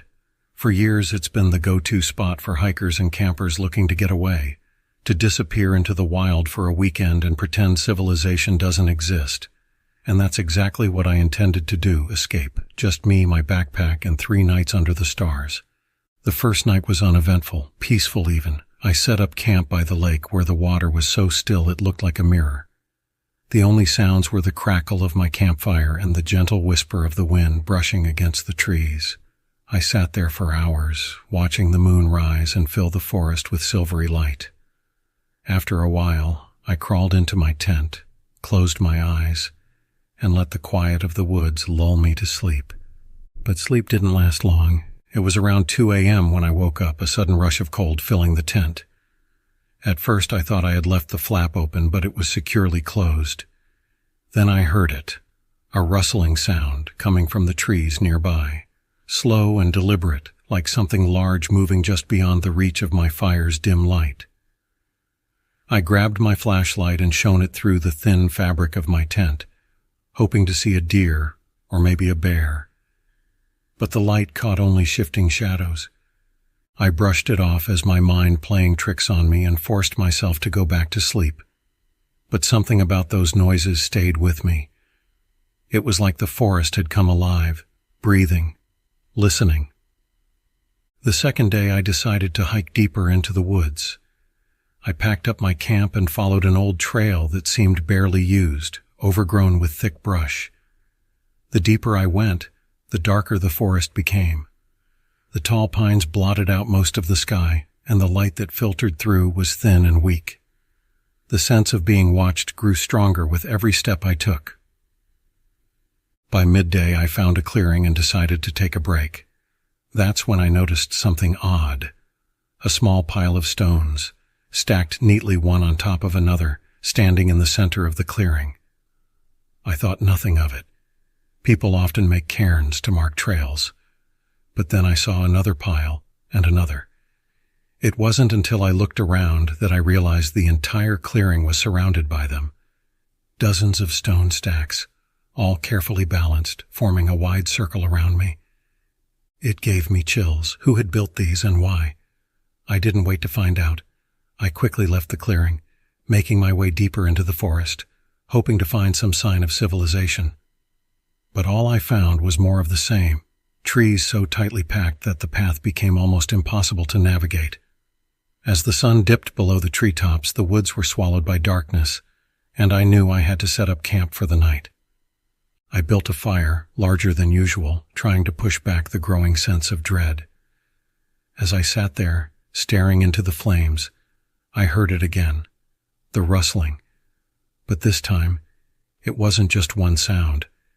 It came from all around me like the entire forest was moving. Twigs snapped, leaves crunched, and every now and then I could swear I heard low guttural murmurs, voices speaking words I couldn't understand. Then I saw them, pairs of glowing eyes reflecting the firelight from the darkness of the trees, dozens of them, watching, unblinking. I called out asking if anyone was there, but there was no response, only the eyes staring back at me and the murmurs growing louder. My mind raced. Could it be animals? A pack of wolves, maybe? But the eyes were too high off the ground, some peering from the tops of trees, others from the underbrush, and they were too human. I tried to ignore them, tried to convince myself that I was just exhausted, that I was imagining things. But then came the whispering, clearer this time, almost right behind me. I whipped around, shining my flashlight into the trees, but all I saw were shadows, shadows that seemed to move and dance just out of reach. "Who's there?" I shouted, my voice cracking with fear. The whispering stopped. For a moment, there was nothing but silence. Then slowly, one by one, the eyes disappeared, swallowed by the darkness. The rest of the night was hell. I barely slept, clutching my flashlight and knife, my ears straining for any sound. By dawn, I was exhausted and on edge, but I knew I had to move. I packed up my things and forced myself back onto the trail, desperate to find my way out of the forest. That's when I met her. She was standing on the trail, a woman in a ranger's uniform, tall and thin, with long dark hair that hung over her face. Relief washed over me. Finally, someone who could help. I called out to her, and she slowly turned around. The first thing I noticed was her eyes, too large, almost animal-like, with irises so dark they seemed to swallow the light. Her skin was pale, almost gray, and stretched too tightly over her bones. She smiled at me, revealing teeth that were unnaturally sharp. "Are you lost?" she asked, her voice a low, raspy drawl. I stammered that I was, that I just wanted to find my way back to my car. Her smile widened. "Follow me," she said. I had no choice but to follow her. I was too deep in to find my way out alone. She led me through the forest, moving quickly and silently, like a shadow gliding through the trees. The path we took was unfamiliar, but I kept my eyes fixed on her back, terrified that if I looked away, she would disappear. After what felt like hours, we reached a small clearing, and there it was, my truck. Relief flooded over me, and I thanked her, asking her name. She didn't respond. When I turned around to look at her, she was gone, vanished like she was never there. I didn't waste a second. I threw my gear into the truck, jumped in, and drove like hell, not stopping until I was miles away from Willow's End. It wasn't until I got home that I learned the truth. I started searching online, trying to find any information about the park ranger who had helped me. That's when I stumbled across a local news article. It was dated 5 years earlier, and the headline read, "Ranger disappears in Willow's End Woods, presumed dead." The article had a photo of her, the woman who had led me out.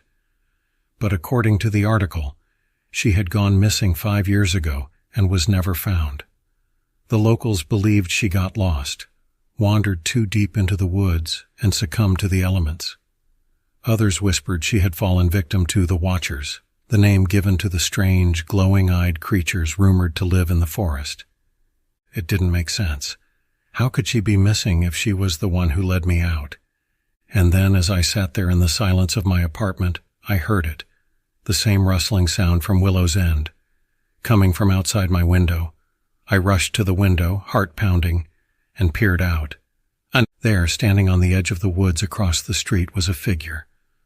A tall, thin woman in a ranger's uniform, her eyes glowing in the darkness.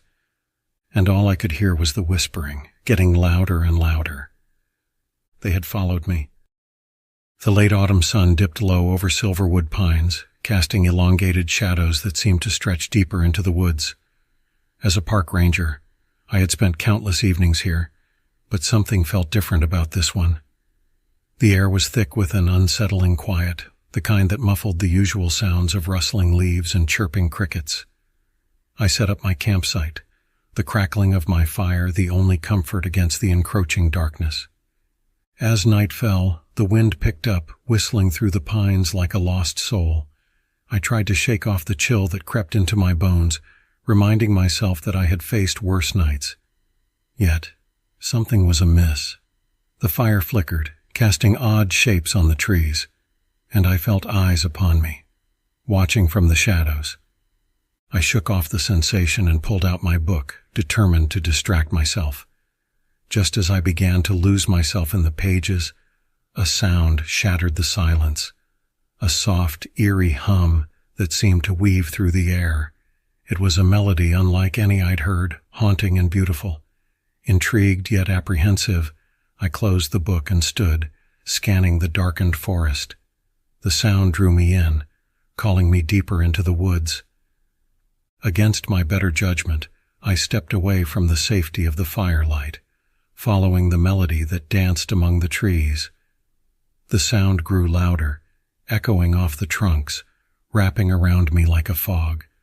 I ventured further, each step feeling heavier as the shadows deepened. The trees loomed tall, their branches clawing at the sky, their gnarled trunks twisting in grotesque shapes. Then I saw it, a flicker of light ahead glowing softly amidst the trees. Heart pounding, I pressed on, the hum transforming into whispers that seemed to call my name. "Come, come," they urged, and I felt an inexplicable pull toward the source. Emerging into a small clearing, I was met with an unexpected sight. A circle of ancient stones stood before me, each inscribed with strange symbols that glowed faintly in the moonlight. In the center of the stones, a figure swayed, cloaked in a dark fabric that obscured its features. My breath caught in my throat as the realization hit me. This was a ritual site, a place of power long forgotten.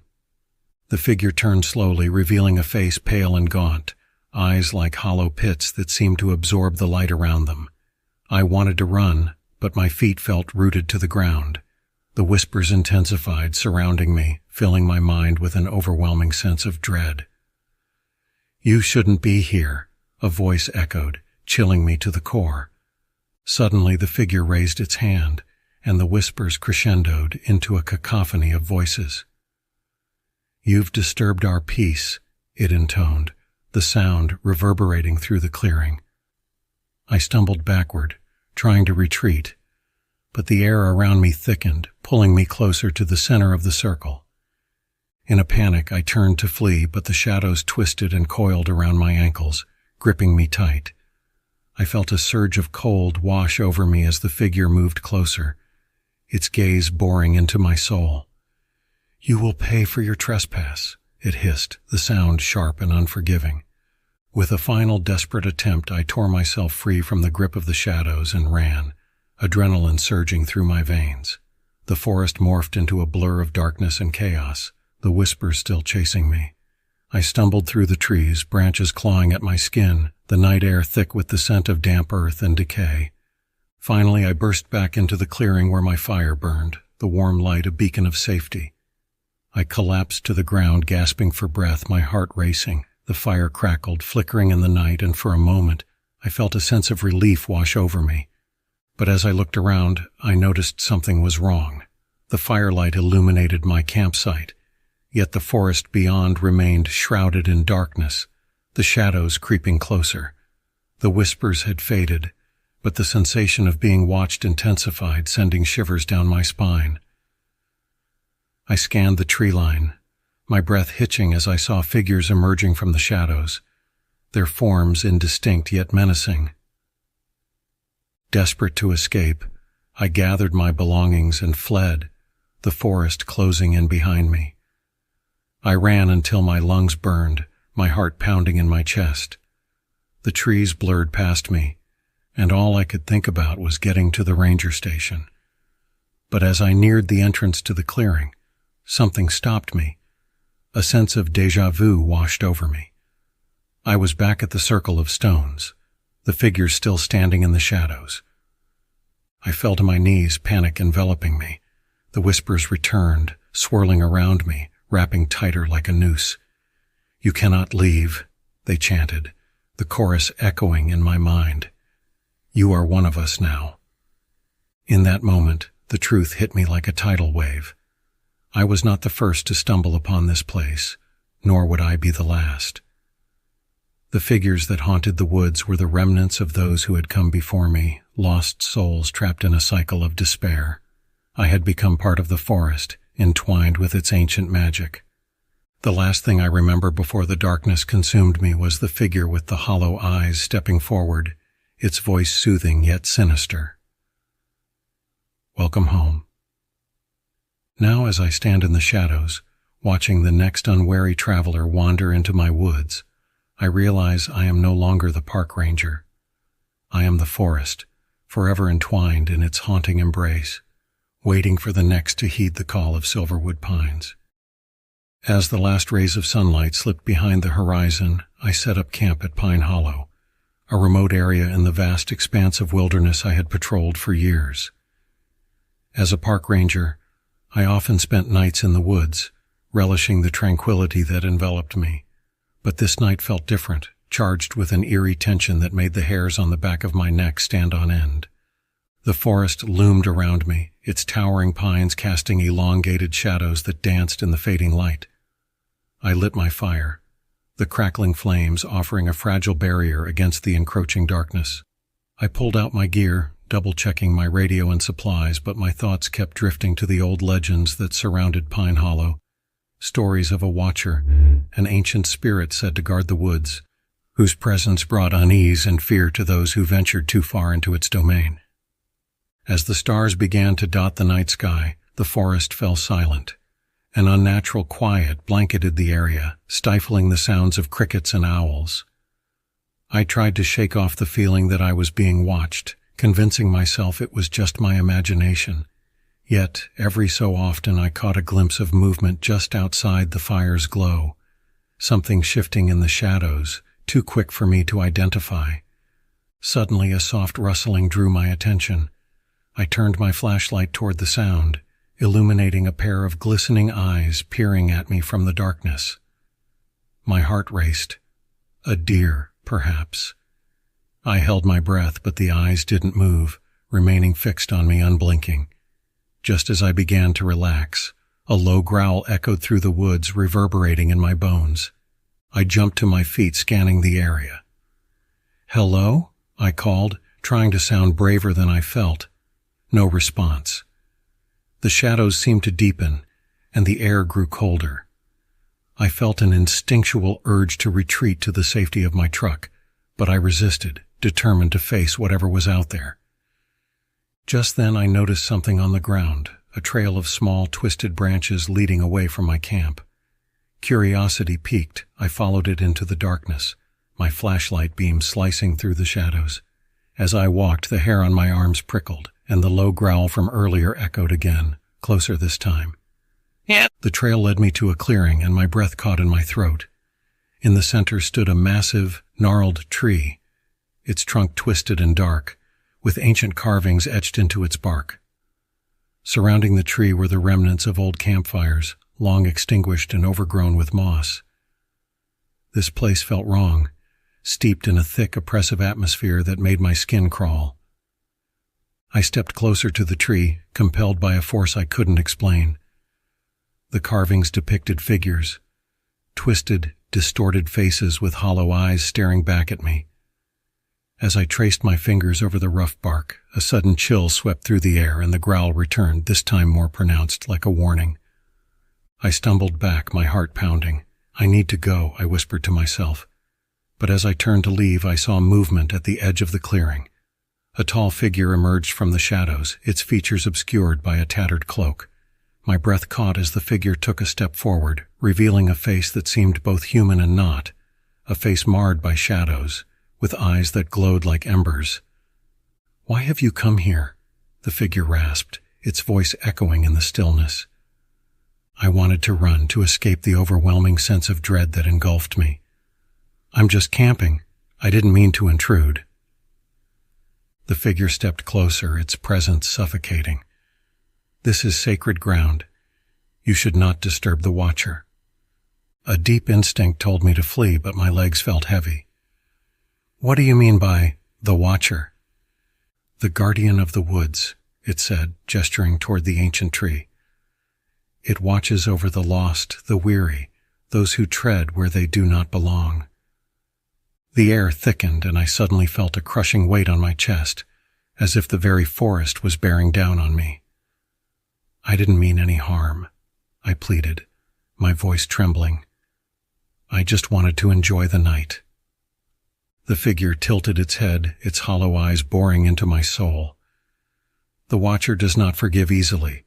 Those who disrespect this place must pay the price."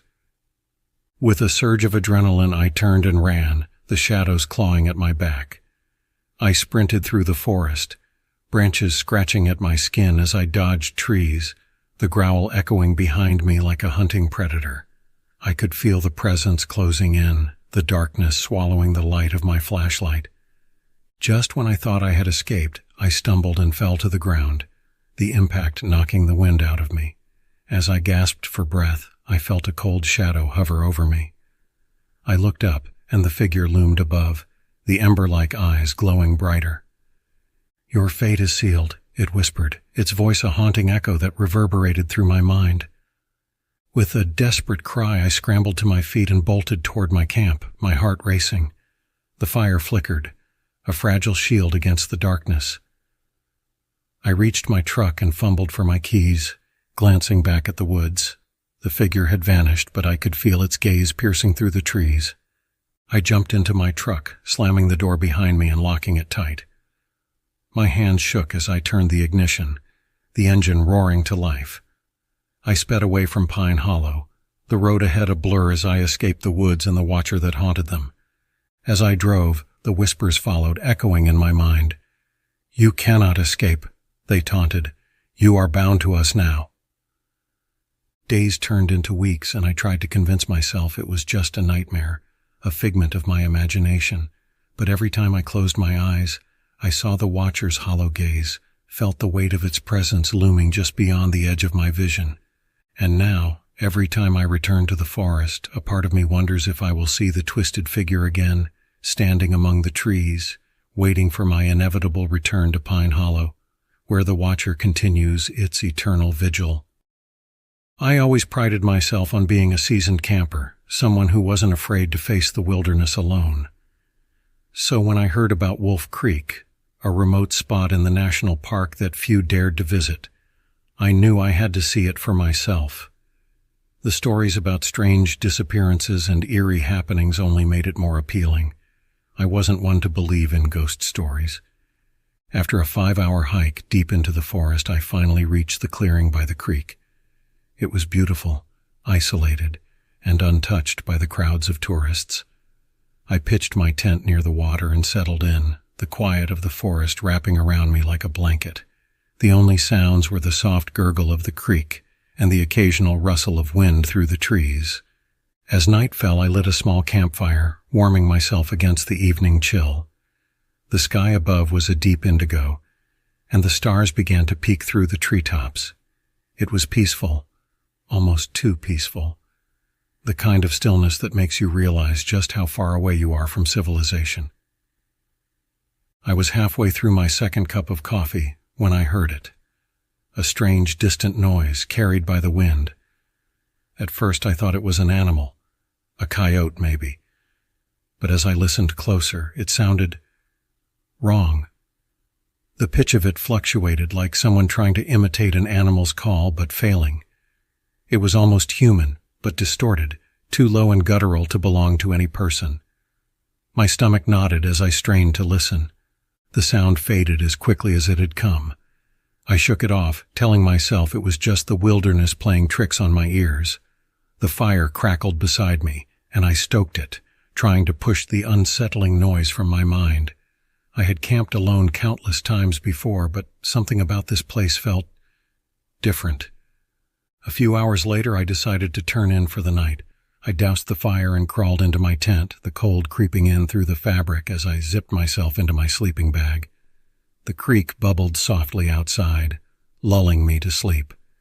It was sometime in the dead of night when I woke up. I couldn't say what roused me. No loud noises, no sudden movements, just an overwhelming sense that something wasn't right. I lay there, heart pounding in the dark, straining to hear anything out of the ordinary. At first, there was nothing but the soft trickle of the creek.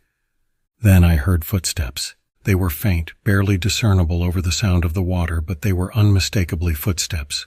Slow, deliberate, and close. Too close. My heart hammered in my chest as I listened. They stopped just outside my tent, and I froze, my breath shallow, every muscle tensed. I waited, expecting to hear the footsteps retreat or move away, but instead there was only silence. Whoever or whatever was out there was just standing there. I had my bear spray within arm's reach, but that didn't feel like enough. I cursed myself for not bringing anything stronger. The seconds stretched into minutes, the quiet pressing down on me. I didn't dare move. My mind raced through possibilities. Another camper? An animal? But deep down, I knew it wasn't either. There was something off about those footsteps. Something too deliberate. Suddenly a voice broke the silence, and it was soft, almost a whisper, but clear as day. "Help me." It sounded like a woman, but there was something wrong with her voice. The cadence was all wrong, like someone trying to mimic human speech without really understanding how. My blood turned to ice. "Please, I'm lost." The voice was closer now, just inches from my tent. I could hear breathing, shallow and uneven. I squeezed my eyes shut, willing myself to stay still, stay quiet. Every instinct in my body screamed that whatever was out there, it wasn't human. "I can't find my way." The voice was louder, more insistent, but no less wrong. It was as if it was trying to lure me out, trying to sound desperate. But the words, they were too mechanical, like an animal repeating something it had heard but didn't understand. I lay there, frozen, my heart beating so loudly I was sure it could hear it. The footsteps resumed, circling the tent slowly, deliberately, and then stopping again, this time at the foot of my tent. The fabric moved, as if something was pressing against it from the outside, testing it. I clenched the bear spray in my hand, knowing it wouldn't be enough if that thing came in. My mind raced, trying to think of what to do. Should I make a run for it? Stay hidden and hope it would go away? Then, without warning, the voice changed. The pleading tone dropped, replaced by something colder, almost mocking. "I know you're in there." My blood ran cold. It had been pretending this whole time, baiting me, and now it knew I wasn't going to fall for it. The footsteps moved again, slow and methodical, this time pacing around the tent. I could hear its breathing, too heavy, too fast. Then, suddenly, the tent shook violently, as if something had struck it hard from the outside. I gasped, unable to keep quiet any longer. The voice laughed, a horrible, raspy sound that echoed through the forest. "Come out," it hissed. "Come out and play." I couldn't take it anymore. I scrambled for my pack, yanking it open to grab the small hunting knife I always carried. My hands shook as I gripped it, and I waited, listening to the sound of footsteps as they continued their slow, deliberate circle around my tent. And then, just as suddenly as it had started, the noise stopped. The night was silent again. I held my breath, every muscle tense, waiting for the next sound, the next move. But there was nothing, just the soft gurgle of the creek and the rustling of leaves in the wind.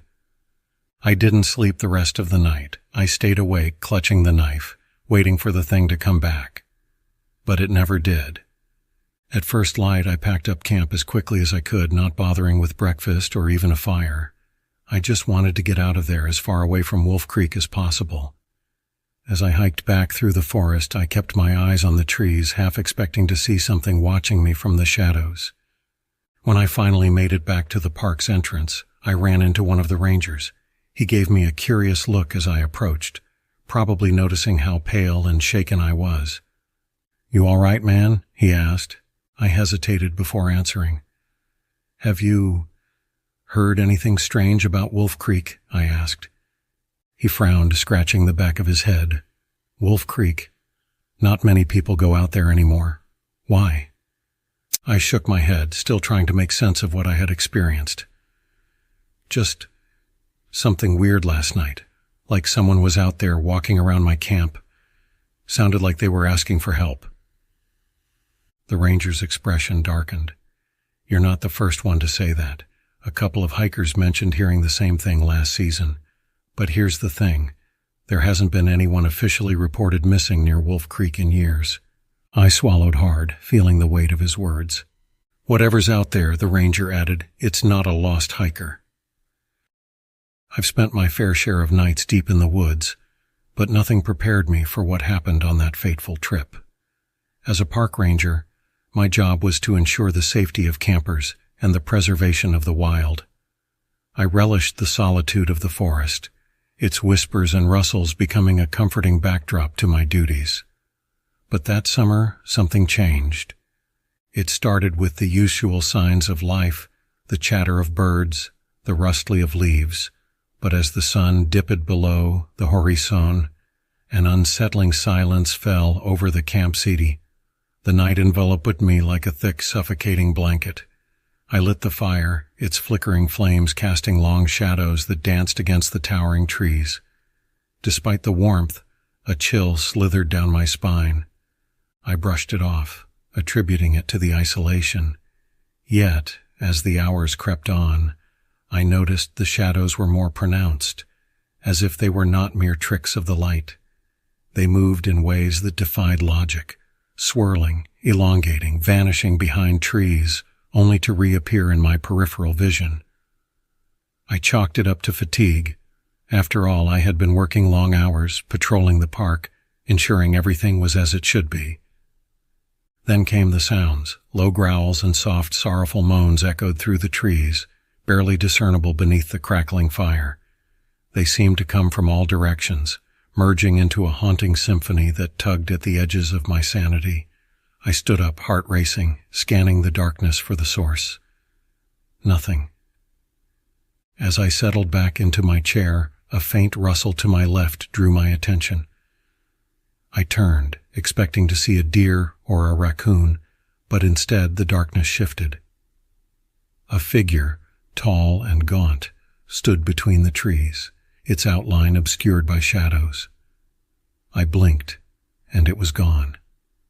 I shook my head, trying to clear the fog that seemed to descend upon me. The following days were a blur of unsettling occurrences. Campers began reporting missing items, backpacks, food, even small belongings.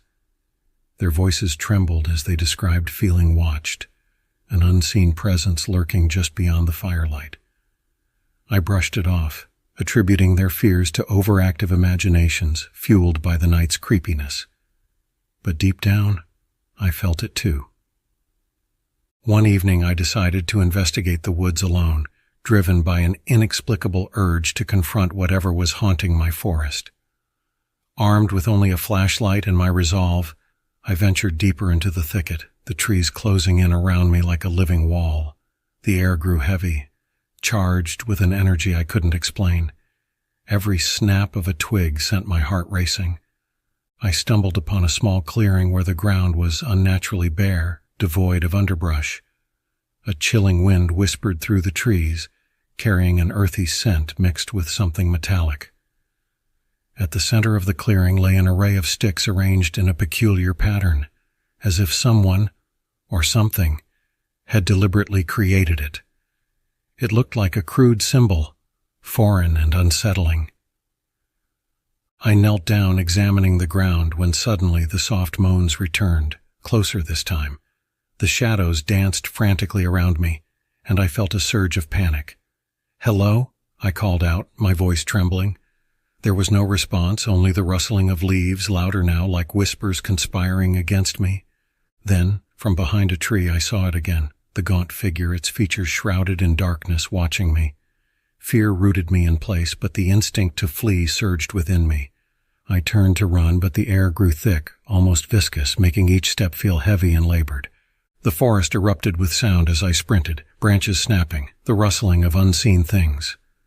I glanced back, and in that fleeting moment, I caught a glimpse of the figure, its face illuminated by a flash of moonlight. Hollow eyes, a twisted grin, and a mouth that stretched impossibly wide. My breath hitched in my throat as I stumbled over a root and fell, the world spinning around me. When I regained my senses, I was back at the campsite, my fire still crackling, but the forest felt different. The air was electric, tinged with an ancient energy that set my nerves on edge. I tried to convince myself it was all a nightmare, a trick of exhaustion, but then I noticed the symbol etched in the dirt beside my tent, exactly where I had found it in the clearing. Over the next few days, I felt the weight of unseen eyes upon me, shadows lurking just beyond the reach of my light. The campers left in droves, their laughter replaced by nervous glances and whispered fears.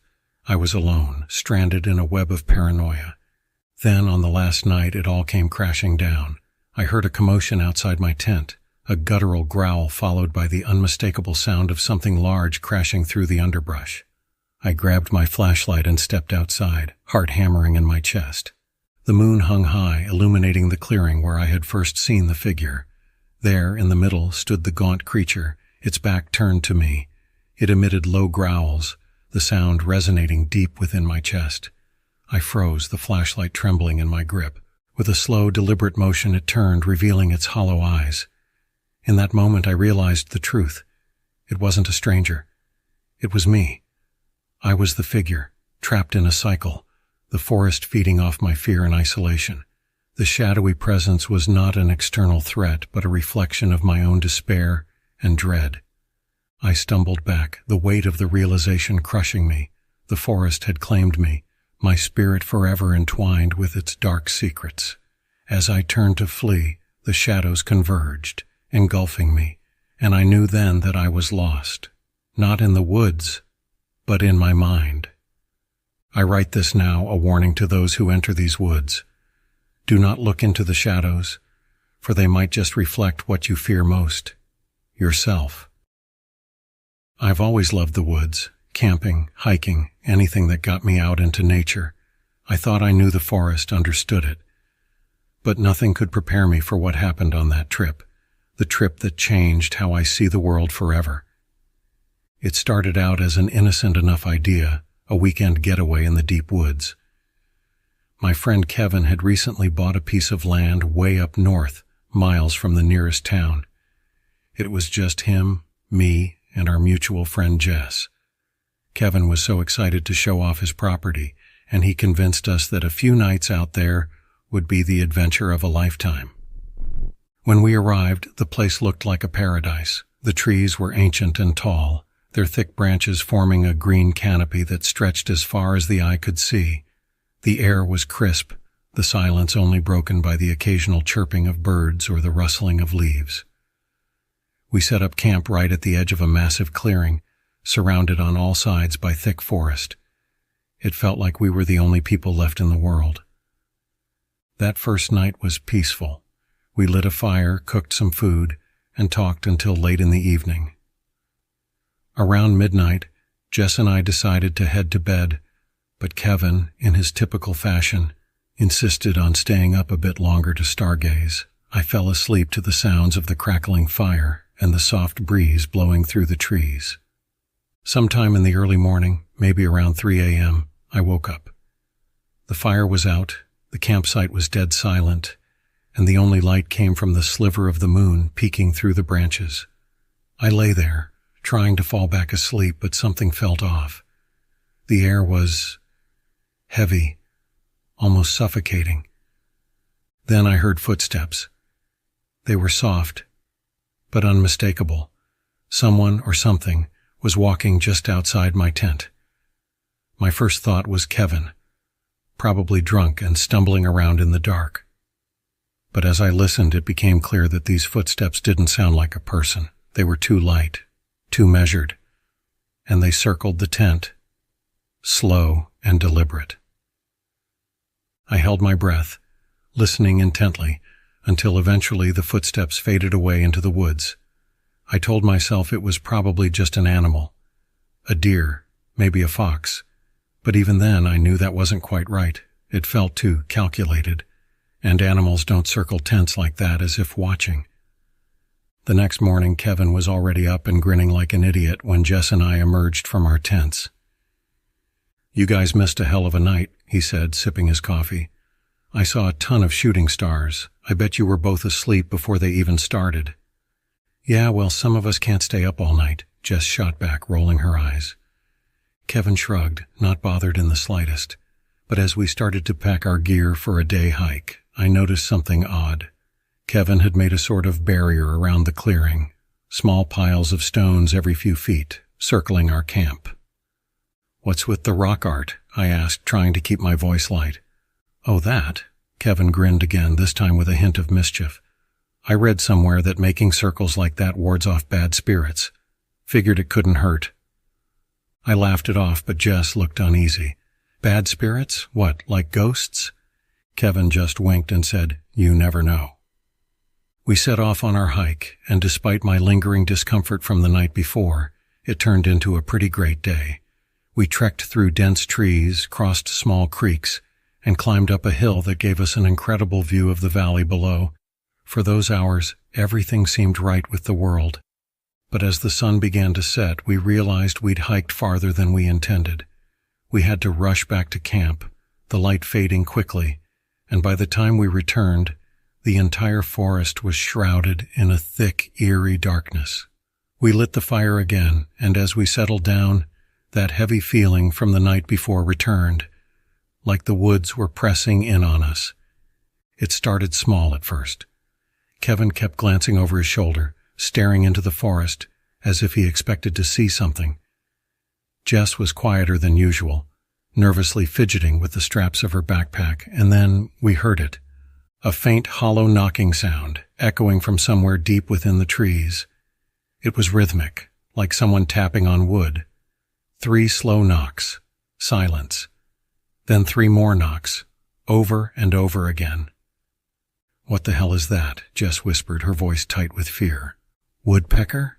I offered weakly, knowing full well that it was too late for a woodpecker to be out, and that no woodpecker sounded like that.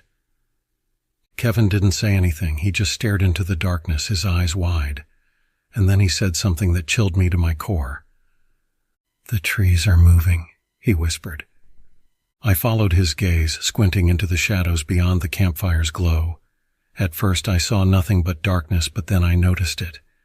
The trees at the edge of the clearing were swaying, but there was no wind, and they weren't moving like trees normally would. They twisted and bent unnaturally, like they were being pushed aside by something big, or many somethings.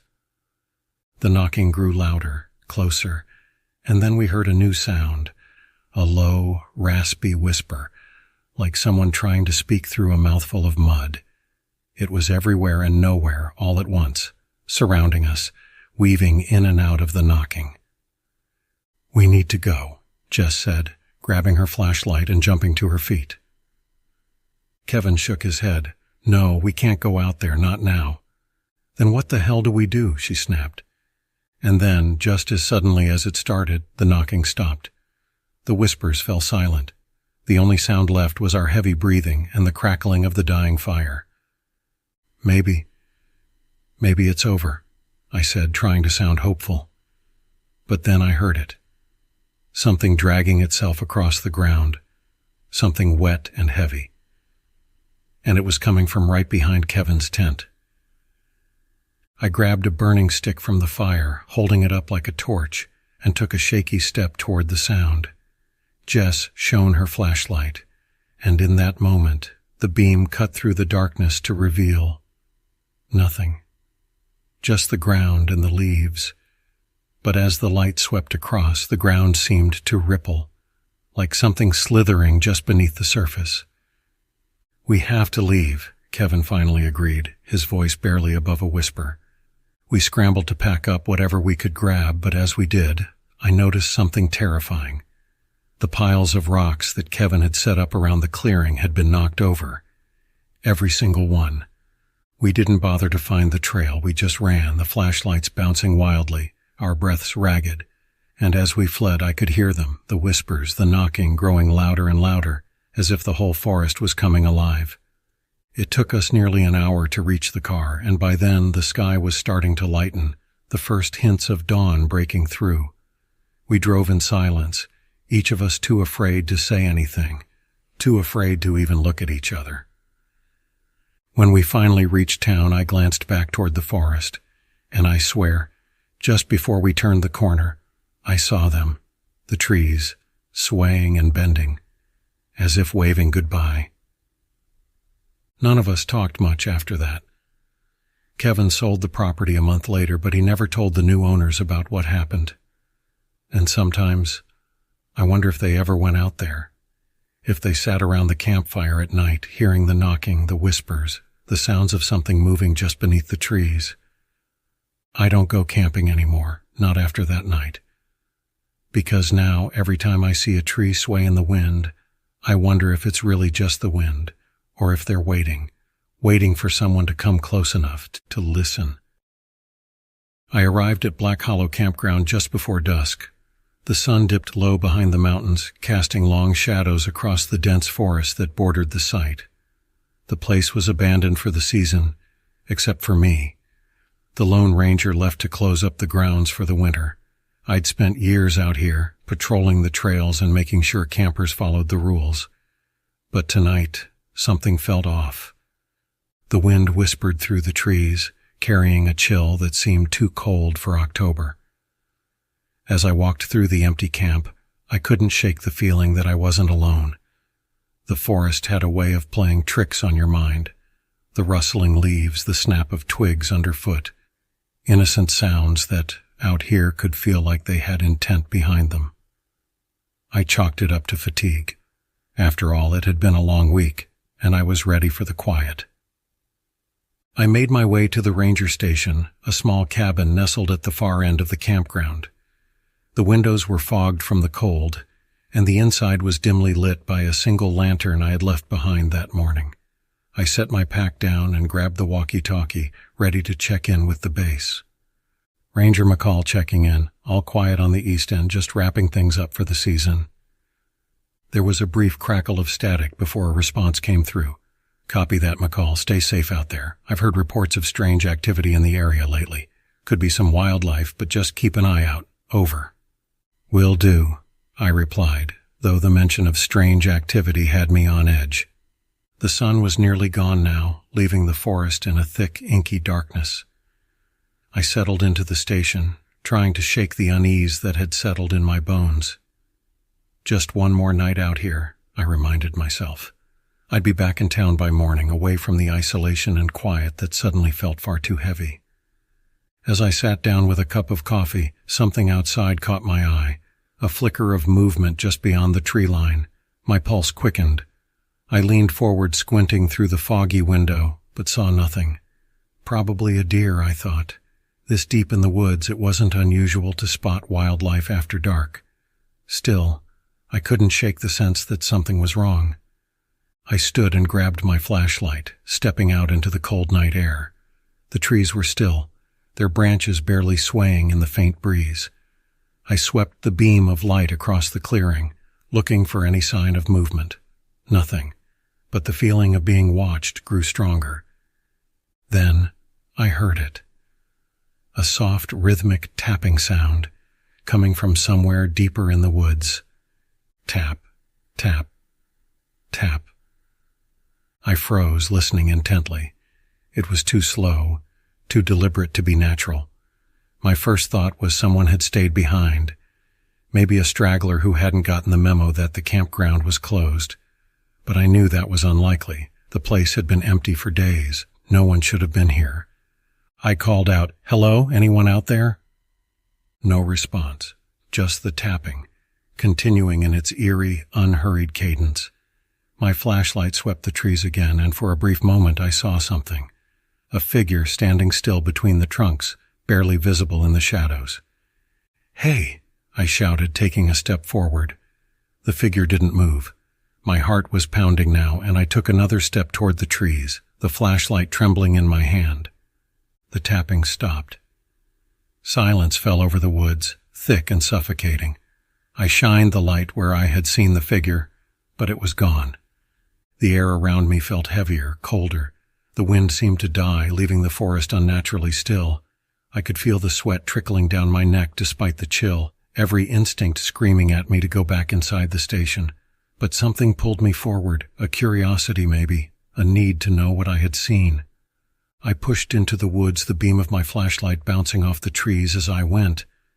Every step felt like a mistake, but I couldn't turn back. Not yet.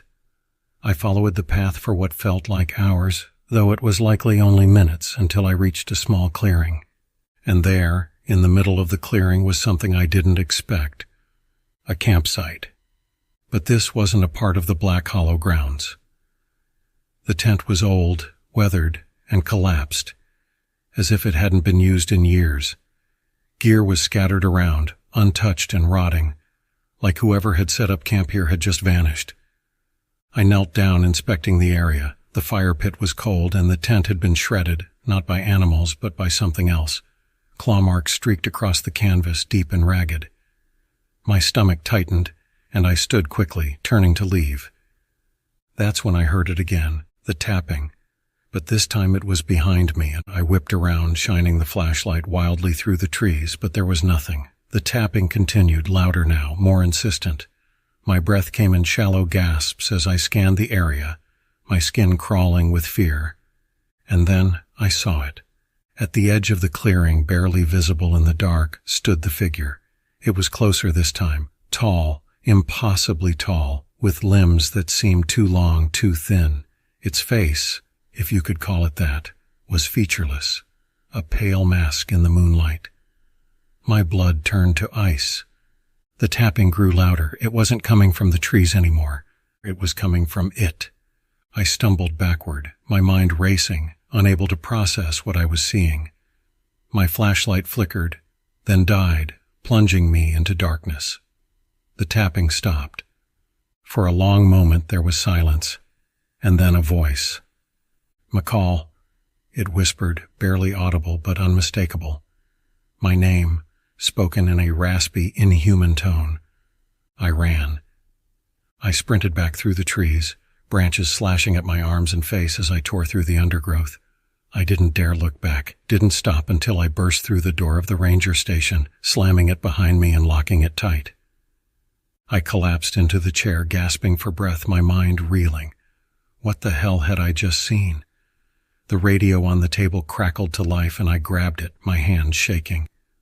"McCall, you there?" Jeff's voice came through, clear and concerned.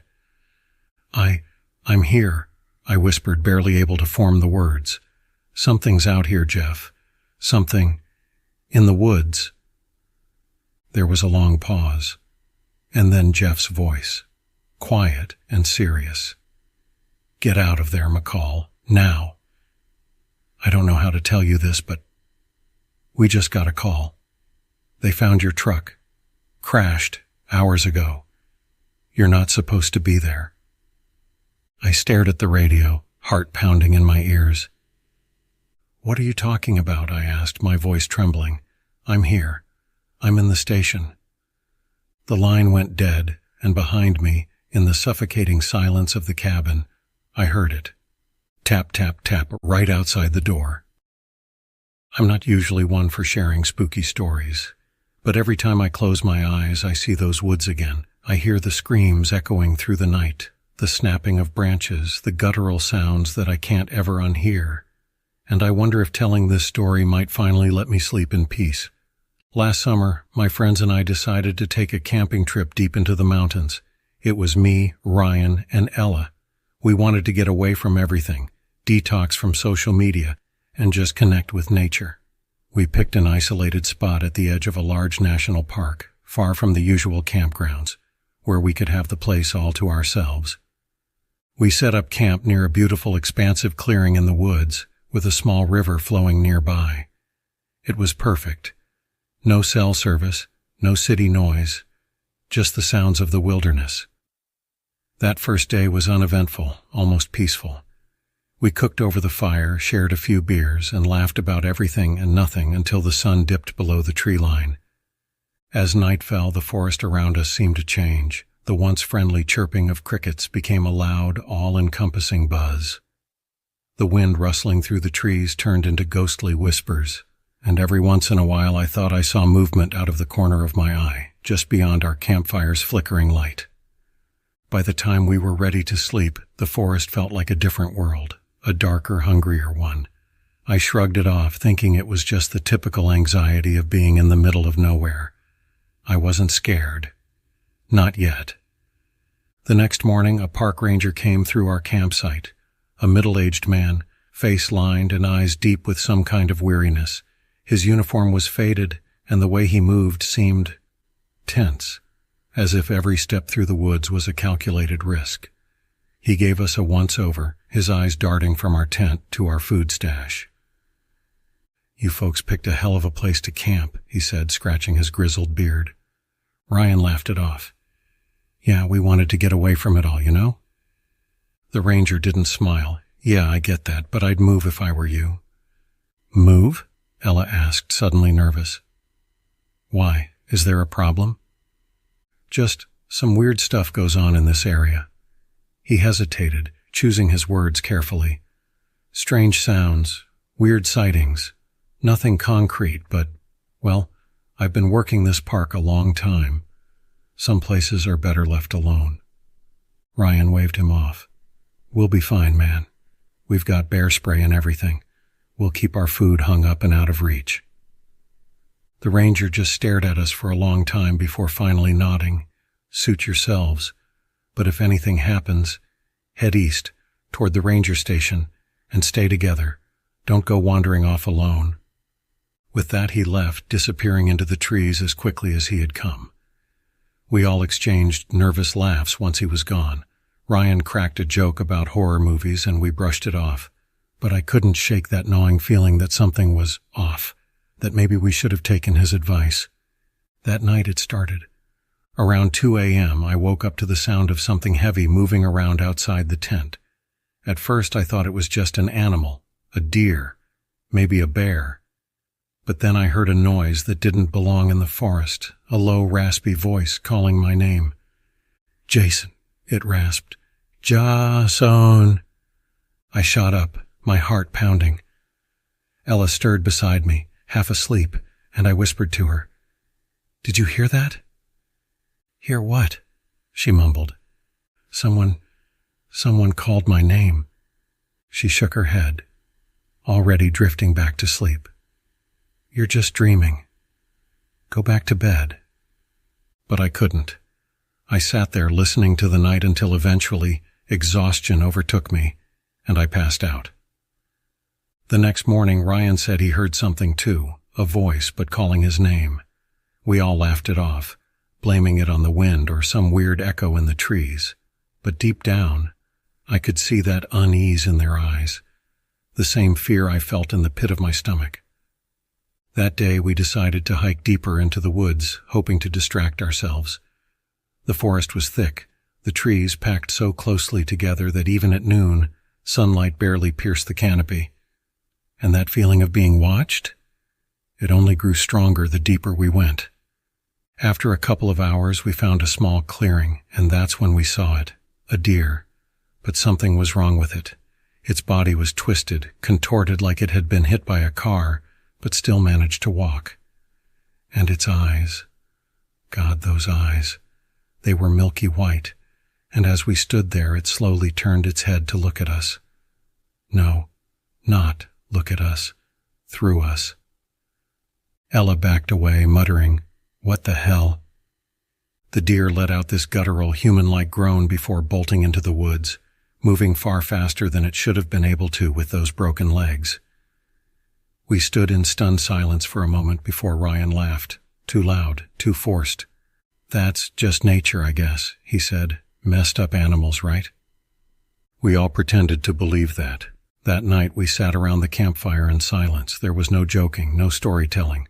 We were all too tense, and then just as the last embers of our fire began to die down, we heard it. A scream. Not a normal scream, but one that sounded like it came from a human, and an animal, and something else entirely. It came from deep within the woods, echoing and twisting around us. Was that a person?" Ella whispered, her voice shaking. Ryan shook his head. "No way, it's probably just an animal." "Yeah," I said, but I didn't believe it. None of us did. The screaming continued, closer this time, and then we heard something that froze my blood. A voice. My voice. "Help. Help me." It whimpered, but it was distorted like a recording being played back through broken speakers. "Ja'asan, help me." I shot up, my breath catching in my throat. And then, as if in response, another voice, Ryan's, echoed back from the woods, mimicking him perfectly. "Ella, run," it called, perfectly imitating Ryan's tone, his cadence. "Run, Ella, run." Without thinking, we grabbed whatever we could carry and ran. The voices followed us, mocking us, calling our names in our own voices. The forest seemed to close in, branches clawing at us like hands. We didn't stop until we stumbled out into the clearing by the ranger station, panting and shaking. The ranger was there, standing on the porch. He looked at us with that same weary expression, like he had seen this before. "You met it," he said flatly, as if confirming a suspicion. "What the hell is it?" Ryan demanded, still catching his breath. The ranger shook his head. "Some call it a skinwalker. Some say it's a spirit. Others say it's a curse. It's something old. Something this land was never meant to wake up. You folks, you didn't listen." We stared at him, dumbfounded, trembling in the cold night air. "But you're safe now," he said, though his voice held no comfort. "As long as you leave. Right now." We packed up, never looking back, driving for hours until we finally found a hotel, leaving the woods behind us. And while we drove, we heard it, just barely, over the hum of the engine. Those voices, fading into the night. Our voices calling after us. Now, every so often, in the dead of night, I wake up to hear my name being whispered in that same raspy, haunting voice, always coming from just outside my window. And I wonder if we truly escaped, or if it's just waiting for me to come back to the woods. The campfire crackled softly, casting flickering shadows against the towering trees. I sat on a fallen log, poking at the flames with a stick, listening to the sounds of the forest breathing around me. Night had fallen fast, draping the woods in an impenetrable blackness, the stars obscured by thick clouds. It was the kind of darkness that swallowed your thoughts, made your skin prickle with unseen threats. I've been a park ranger in this remote stretch of forest for 6 years, and I've never felt unnerved by it. Not until tonight. It started with the sound, a soft rhythmic tapping in the distance, almost imperceptible over the wind rustling the leaves. At first I thought it might be a woodpecker, though it was too late for any bird to be active. Then the tapping grew louder, closer, like a stick rapping against tree bark in an almost deliberate pattern. I stood up, scanning the tree line with my flashlight. The beam cut through the dark like a knife, but all it revealed were trees, thick and motionless. Still, the tapping continued, echoing faintly through the woods. It was unnerving, that sound, too methodical for an animal, too random for a person. "Hello?" I called, though my voice seemed to sink into the night, unheard by anyone but myself. I waited, listening intently for a response. Silence. I convinced myself it was nothing, just the forest playing tricks on me. I've heard strange sounds out here before. Animals, creaking branches, the wind making odd noises as it passed through the trees. But I couldn't shake the feeling crawling up my spine. As I settled back down by the fire, I noticed something, just beyond the reach of the firelight, at the edge of the clearing. There was something off. A figure, I thought. My eyes tried to adjust to the dark, but it was impossible to make out clearly. It looked like a person, standing perfectly still, just watching me. I swallowed hard, squinting into the blackness. "Who's there?" I demanded, trying to keep my voice steady. No answer. The figure didn't move. I flicked my flashlight back on and aimed it at the spot, but there was nothing there. My heart hammered in my chest. I felt exposed, vulnerable. Whatever I had seen was gone, if it had been there at all. I stood up again, scanning the tree line, my breath hitching slightly. I could feel something watching me, just out of sight. The tapping had stopped, replaced by an oppressive silence, the kind that weighs heavy on your ears. That's when I noticed the smell, rotten, sickly sweet. It hit me like a wave, so sudden and intense that I gagged. It was like something was decomposing, the odor of death hanging thick in the air. But there was no sign of any carcass nearby, no animal remains. The smell seemed to come from nowhere, and it made my skin crawl. Suddenly the walkie-talkie clipped to my belt crackled to life. I nearly jumped out of my skin. "Carter, you out there?" The voice was static-filled, barely recognizable as my colleague Jeff. He was stationed miles away, at the next ranger post. I grabbed the radio, pressing the button to respond. "Yeah, Jeff, I'm here. What's up?" There was a pause, and then his voice came through again, more distorted this time. "You should leave." I furrowed my brow, holding the radio closer. "What do you mean, leave?" "Not safe with you," the voice stuttered. I felt a chill race down my spine. "What are you talking about?" I demanded, my voice rising. "Jeff, are you okay?" The radio hissed with static, and then his voice cut through, clearer this time. "Carter, I don't know what you're hearing, but I didn't say anything. Just checking in." His tone was casual, completely unaware of the words I'd just heard. I froze. The voice that had told me to leave, it wasn't Jeff. It sounded like him, but now that I thought about it, there was something off about it. Something wrong with the cadence, the way the words had been spoken, like someone trying to mimic him but not quite getting it right. Yeah, all good here," I said, my hand shaking slightly as I clipped the walkie back to my belt. That's when the noises started again, not the tapping this time, but whispers. Low, unintelligible murmurs that seemed to come from every direction at once. I spun around, shining my flashlight wildly through the trees, but there was no one there. And then I saw it. Standing just beyond the edge of the firelight, partially obscured by the trees, was a figure. This time, there was no mistaking it. Tall, gaunt, its limbs unnaturally long, too long for a person. Its skin was pale, stretched tight over its bones, and its face, God, its face. It looked like a human face. But something was wrong with it. The eyes were too large, the mouth too wide, as if someone had carved a person out of wax and let it melt slightly in the heat. I stumbled back, heart pounding. The thing tilted its head, watching me with those too large eyes. And then it spoke.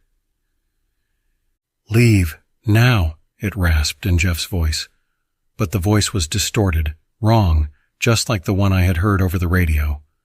I bolted. I didn't think, didn't even grab my pack. I just ran, my feet pounding against the forest floor, branches whipping against my face as I sprinted blindly through the trees. The whispers followed me, growing louder, more insistent. The thing was behind me. I could hear its steps now, heavy and deliberate, like it was in no hurry. It didn't need to be. I didn't stop running until I reached the ranger station, slamming the door behind me and collapsing against it, gasping for breath. My mind was racing, trying to make sense of what I had seen, what had been following me. I glanced out the window, half expecting to see the creature standing just outside. But it wasn't there. I sank into a chair, trying to calm my racing heart. Maybe I'd imagined it. Maybe the isolation was finally getting to me. But then I heard the familiar crackle of the radio again, and Jeff's voice came through. "Carter," he said, and my blood turned to ice. "You should have listened. Now it's too late." I stared at the radio, my heart thudding in my chest, dread pooling in my stomach, because the voice wasn't coming from the radio anymore. It was coming from right behind me.